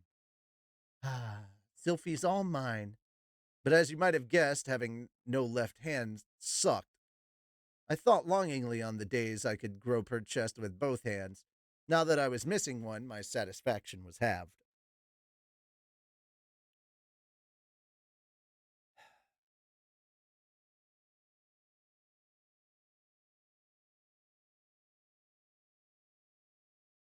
Okay, I'm just gonna ignore all comments. uh, uh, uh, Soon her breast would begin to produce milk. I suspected she'd be cross with me if I asked a taste test. Maybe she'd even scorn me, but it might be worth asking even if the odds were against me. It was probably in my best interest to keep the question to myself, but just once couldn't hurt, right? You sure do love my breasts, Sophie said. Yeah, I do. They're tiny, but they're the best in the world. Best in the world, she muttered. Can you really say that after you've groped Roxy's? Forgive me for my sins, I said dramatically. I'm not angry. We engaged in playful banter, our relationship as strong as ever. If this had been my previous world, more specifically Japan, our relationship would have probably been quite strained. But in this world, Sylvie was understanding. As long as I loved them equally, I could have two or three wives. As for my other wife, Roxy, I had taken up one of the as for my other wife, Roxy had taken up one of the smaller rooms on the second floor, the smallest to be exact. I suggested she pick a more spacious one, but she apparently liked cramped spaces, which I understood. I didn't mind them either. Roxy became a professor at the university. At the same time, I went around introducing her to everyone and announcing my return, but we'll save that story for another time. Another month passed, and finally, on a day with heavy snow, Sylphie gave birth. It was a normal delivery with no real complications, neither breech nor premature. The only issue was that the blizzard outside was so strong that the doctor we called couldn't make it in time. In my previous world, that would have been a cause for panic, but fortunately, we had Lilia. As someone experienced in delivering babies, she was able to move swiftly, with Aisha as her assistant, never asking me for a thing. She performed each step carefully, walking Aisha through the process. Roxy and I were on the sidelines in case anything happened. If an emergency arose, healing magic would be our ace in the hole. Although, notedly, my nerves were completely shot. Healing wasn't even in my head at that point. It was all I could do to grip Sylphie's hand in mine and as her face contorted in pain. Seeing you like this brings back memories of when the mistress gave birth to Norn, said Lilia. That gave me flashbacks too. Norn had been a breech baby, with both mother and baby in danger during delivery. Paul had been useless, completely choked up. I'd managed to keep my cool and assist the delivery back then, but look at me now. I'd been much more capable in the past than I was now. Not much different than how I'd been in my previous world. Don't worry, Mistress Sylphie, we'll be just fine. There's no need to stress, Lilia said as she worked briskly, handling everything with such practiced expertise that I was floored. But no matter how she tried to soothe my nerves, my mind wouldn't settle. The only thing I could do was cling to Sylphie's hand and say, breathe and out, in and out, wiping the sweat from her brow as I did so. The anguish on her face was clear, even as she giggled in the face of my panic. Rudy, you could relax a little, you know? Aisha snorted with a laugh of her own, which earned her a swift smack from Lilia. Sylphie watched the two of them and giggled again. Just as the room seemed to relax, the first wave came. Mr. Sylphie, we're ready now. Push! I watched quietly as she struggled. The only thing I could say was, you can do this. I felt like there was something I should be doing too, but there wasn't anything I could do. Sylphie matched Lilia's calls to push, her face clenching each time until the baby was born. She let forth a fierce cry as she was delivered safely into our world. A little girl, an adorable one with the same hair color as me. Lilia lifted her up and handed her to Sylphie, who held the newborn tight and sighed with relief. I'm so glad. Her hair's not green, she whispered. I mussed Sylphie's hair that had once been green but was now a beautiful white. Yeah. Even if our baby had been born with green hair, I wouldn't have blamed Sylphie for it. How could I? Green was my favorite color in this world, the color of both Sylphie's hair and Reedjard's. Even Roxy's in the right lighting would shine emerald. I love green. If someone wanted to discriminate against green hair, they'd have to go through me. I'd face them, even if it meant making an enemy of the whole world. You did wonderful, Sylphie. Thanks. While I had the resolve to love green hair, the rest of the world did not, considering it an ill omen. I thank God for our good fortune that my daughter had the same hair color as me. Speaking of God, she was actually in the neighboring room with a staff gripped firmly in her hands, looking pale as a sheet. Here, Rudy, hold her, said Sylphie. Okay. I took her in my arms. Her body was warm, her voice fierce as she cried. Her head was tiny, along with her mouth and nose, her entire body overflowing with life. Her heart flooded with emotion when I thought about my heart flooded with emotion when I thought about how this little girl was mine, my baby that Sylphie had given birth to. Tears sprung up. Paul was gone, but now we had a baby. He'd saved my life. If it hadn't been for him, I wouldn't be here holding my child. But in exchange, Paul would never again hold his own wife, his own daughters, or his grandchild. Would he be bitter that he couldn't be here? Or would he laugh and boast, this was all thanks to me? Either way, I had to keep living, for my child's sake. I couldn't die. I had to protect Sylphie, my family. Sylphie and I took the first two letters of our names and altered them slightly to come up with her name, Lucy. Lucy Greyrat. Aisha laughed, calling it a cheap name, and Lilia smacked her over the head again. I was just glad she was a girl. If we'd had a boy instead, I might have named him Paul. Lilia chased me out of the room after that. There was much to be done, apparently, so she told me to wait outside. I moved to the living room and planted myself on the sofa. I hadn't really moved at all yet. I was exhausted. Roxy settled down beside me, looking weary herself, and sighed. She'd done even less than me, so hers had to be mental fatigue. It was my first time watching a person give birth, she said. It was amazing. I've seen it a couple times now. About 3, I guess. But it wears you out even more when it's your own. Sylphie was probably even more drained. I would have to really show her my appreciation later. I guess that must be how I was born, too, Roxy said thoughtfully. Well, it's how everyone's born, isn't it? I didn't know much about how the Meagard reproduced, but considering they look just like humans, there couldn't be too much of a difference, right? I'll be giving birth like that too eventually, won't I? When I glanced her way, I found Roxy peering up at me, her face burning red. I slipped off my shoes and folded my legs under me on the couch, sitting as stiffly as I could. Yes, I hope I can ask you to do that for me. Now that Sylphie's baby had been born, it meant that Roxy and I would be starting the baby making process next. Honestly, I was looking forward to it, even though Sylphie's baby had only just been delivered. I really was hopeless. Not that I hated myself for it, I couldn't.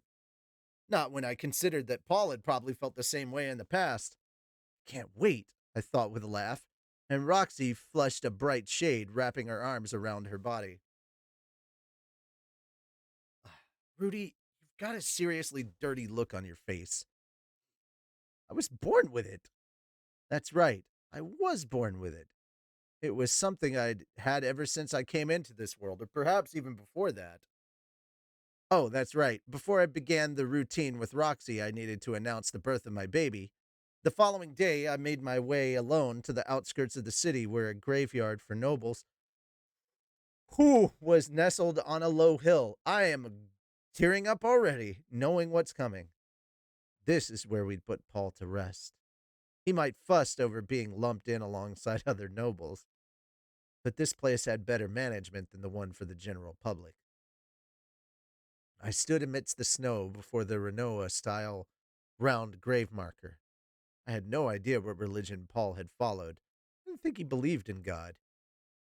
He seemed the type not to worry about religion, even if we'd made a mistake in that regard, I was sure he'd forgive us. Perhaps it would have been more ideal to make a grave for him in the Asura kingdom where Buena village had once been. Paul had no connections or relations to the land here, but if we buried him too far away, we wouldn't be able to visit him. I'd already informed Geese and the others of his location. We'd even visited as a group once. Each person had brought something along that they thought Paul would like: alcohol, a short sword, the, that kind of thing. Geese and Tallhand had sat before his grave and drank themselves silly, earning the ire of the gravekeeper. I set about cleaning Paul's grave, a bottle of liquor that I'd purchased on the way, crooked under my arm. I dusted off the snow that collected on his on his grave marker, shining the stone with a cloth I'd brought along. The road leading to the cemetery had been covered in snow, but the gravekeeper kept the pathways here plowed, so it wasn't difficult to tidy up Paul's area. I cleaned, then set the bottle in front of his grave and placed my hands together. I thought about buying flowers as well, but there weren't any for sale. During the winter in the Northern Territories, flowers were difficult to come by. Not that Paul was one for flowers, anyway. Paul, Father, my baby was born yesterday. A little girl. She's Sylphie's, so I'm sure she'll grow up to be beautiful. I sat down in front of his grave and gave him the news. Wish you could have seen her. If Paul had seen her, I was sure he'd have fussed and cooed until Zenith scolded him. He'd have probably taken me out drinking to celebrate, and we'd have both drunk ourselves into a stupor. Then he'd have made a move on Lilia, exasperating Zenith. It was so in character I could picture it clearly. The future that would have been if Paul were still alive and my mother hadn't lost her memories. Gotta clear my eyes. All right. I've made Roxy my wife. Have two now, just like you did. I wish you'd taught me how to mentally prepare myself for it, though. Now that I thought about it, that was probably what Paul had been trying to talk to me about back in the labyrinth. He knew that Roxy had feelings for me and that I had feelings for her in turn. Most likely, he wanted to teach me how to prepare for that. It's not quite the same. I don't suddenly have two daughters, but eventually Roxy will get pregnant and have my child as well. I'm sure that's still far in the future, but I hope they'll grow to be as healthy as Norn and Aisha. I had no intentions of knocking Lilia's teachings, but I wanted my children to grow up as equals, to be strong enough to withstand it when people called them half demons. Apparently, Sylvie thinks I'm going to take on another wife after this. I don't plan anything of the sort, but they do say that what happens once can happen a third time. Maybe she's right. I wondered if Paul had ever considered marrying Ghislaine, Linnaeus, or Vera. It seemed he did have a sexual relationship with Ghislaine, so I suspected he'd considered it at least once. Then again, Paul was a bit more open minded than me, so perhaps he didn't think as far as marriage. Maybe I shouldn't overthink it either, huh? When I directed my question at his gravestone, it felt as if I could see him grinning mischievously back at me. All I could see was his smile. I couldn't hear any words. But it wasn't as if Paul had never thought these things through. I was pretty sure he'd racked his brain for years about things. It only made sense. There were few people in the world who lived without thinking at all.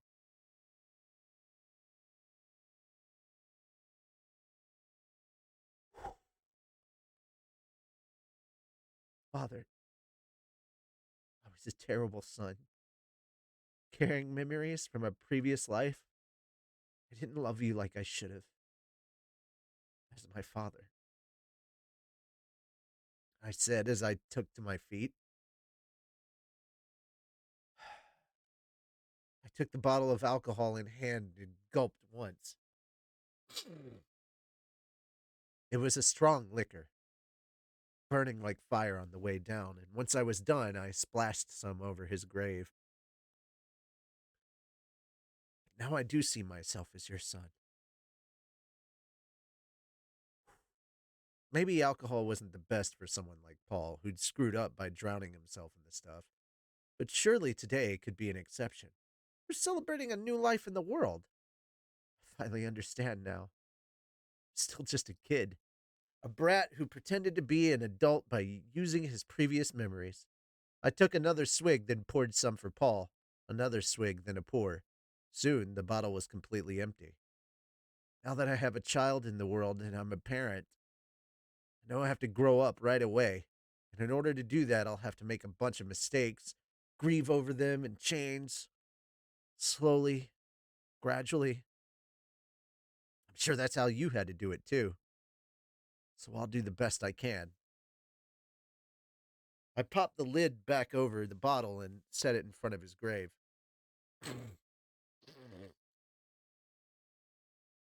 I'll come back again. Next time, I'll bring everyone else along too, I said, turning to leave. Many things had fallen into place, with a great deal of pain and a great deal of joy along the way. I repeated horrible mistakes along the way, but it wasn't over. No matter how much I screwed up or got things wrong, it wasn't the end. I still had a lot of life to live in this world. And that's what I was going to do, to live to the fullest, so that no matter when I died, I'd have no regrets.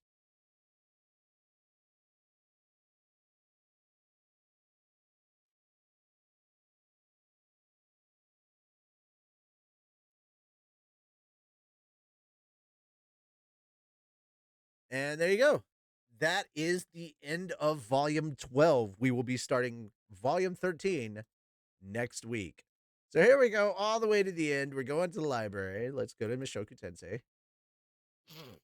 By the way, for those that don't know, Mushoku Tensei is now volume 17 is now available for pre-order on Kindle.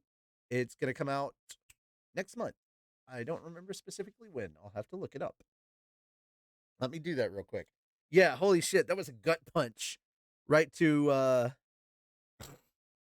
right to my feels. I lost my dad way back when, and a lot of the thoughts that I've heard there are thoughts that I've had. Like, I wasn't a very good son. Holy shit, that hit me right in the feels so hard. Like, god darn it. Okay, light novel volume 14 will come out in July 19th of Slime. And then digital orders Okay, June 16th. June 16th is when volume 17 comes out on digital. So that's what we're looking at there. Whew. Oh boy. Just holy shit. And now I got to do exercises after all that crying. All right. I'm going to do my best real quick. Let me see if I can get through this. So it's 20 of everything except planks, which are 10 seconds. No, planks are. Oh, heel touches 10, jumping jacks 10, and then push ups 10. Okay. Get this out of the way.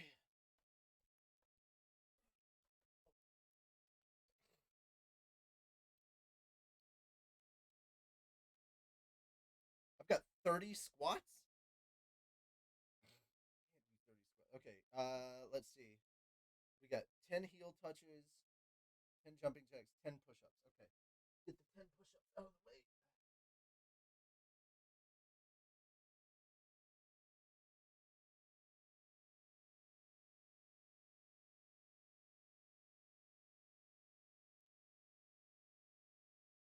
Okay, there's the 10 push ups.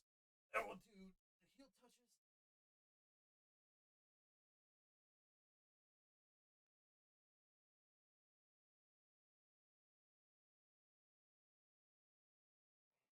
Okay, 20 crunches.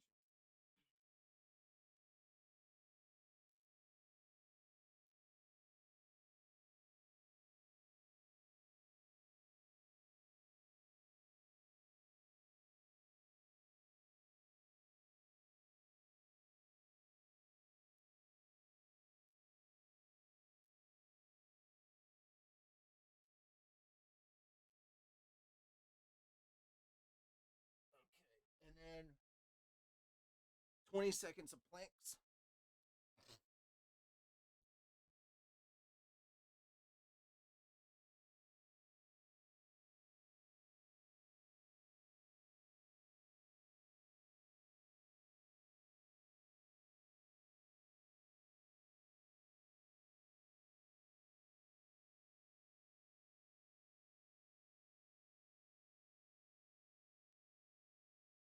Oh,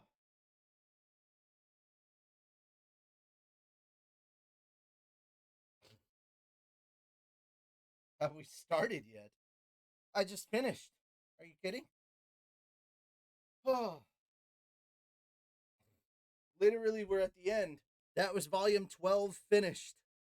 Uh, so yeah, we're gonna start volume 13 next Saturday. We are getting a lot closer to catching up, gang. By the time volume 19 comes out, we will probably have just about caught up. Volume 19 is about 4 away. And if we get 4 months away, we do those 4 books. I'll be at. If we get a book done a month of Mushoku Tensei, that probably will put us on starting up volume 18 when 19 comes out. So yeah, we'll be caught up before we get to 20. And I think there's 26 in total, 25, 26, somewhere around there. All right.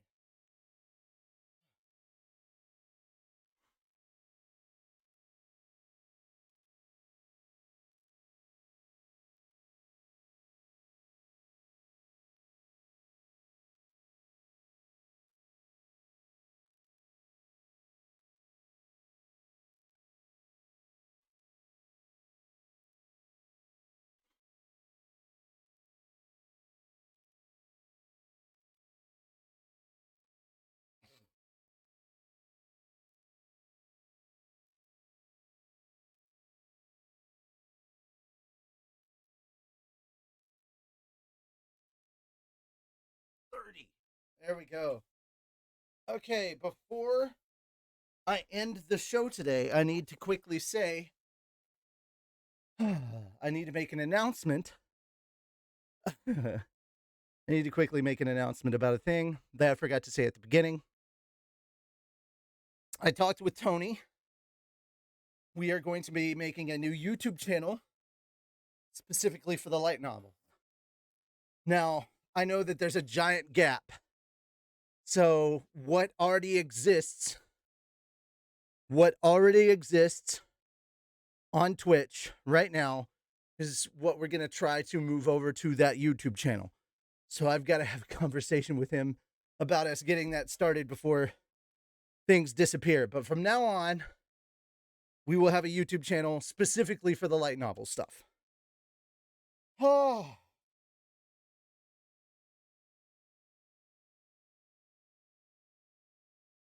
Oh.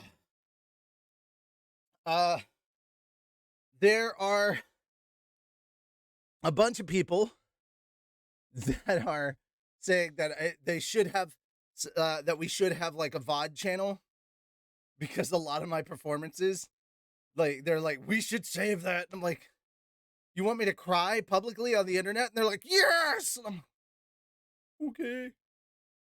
So that's what's gonna happen, I guess.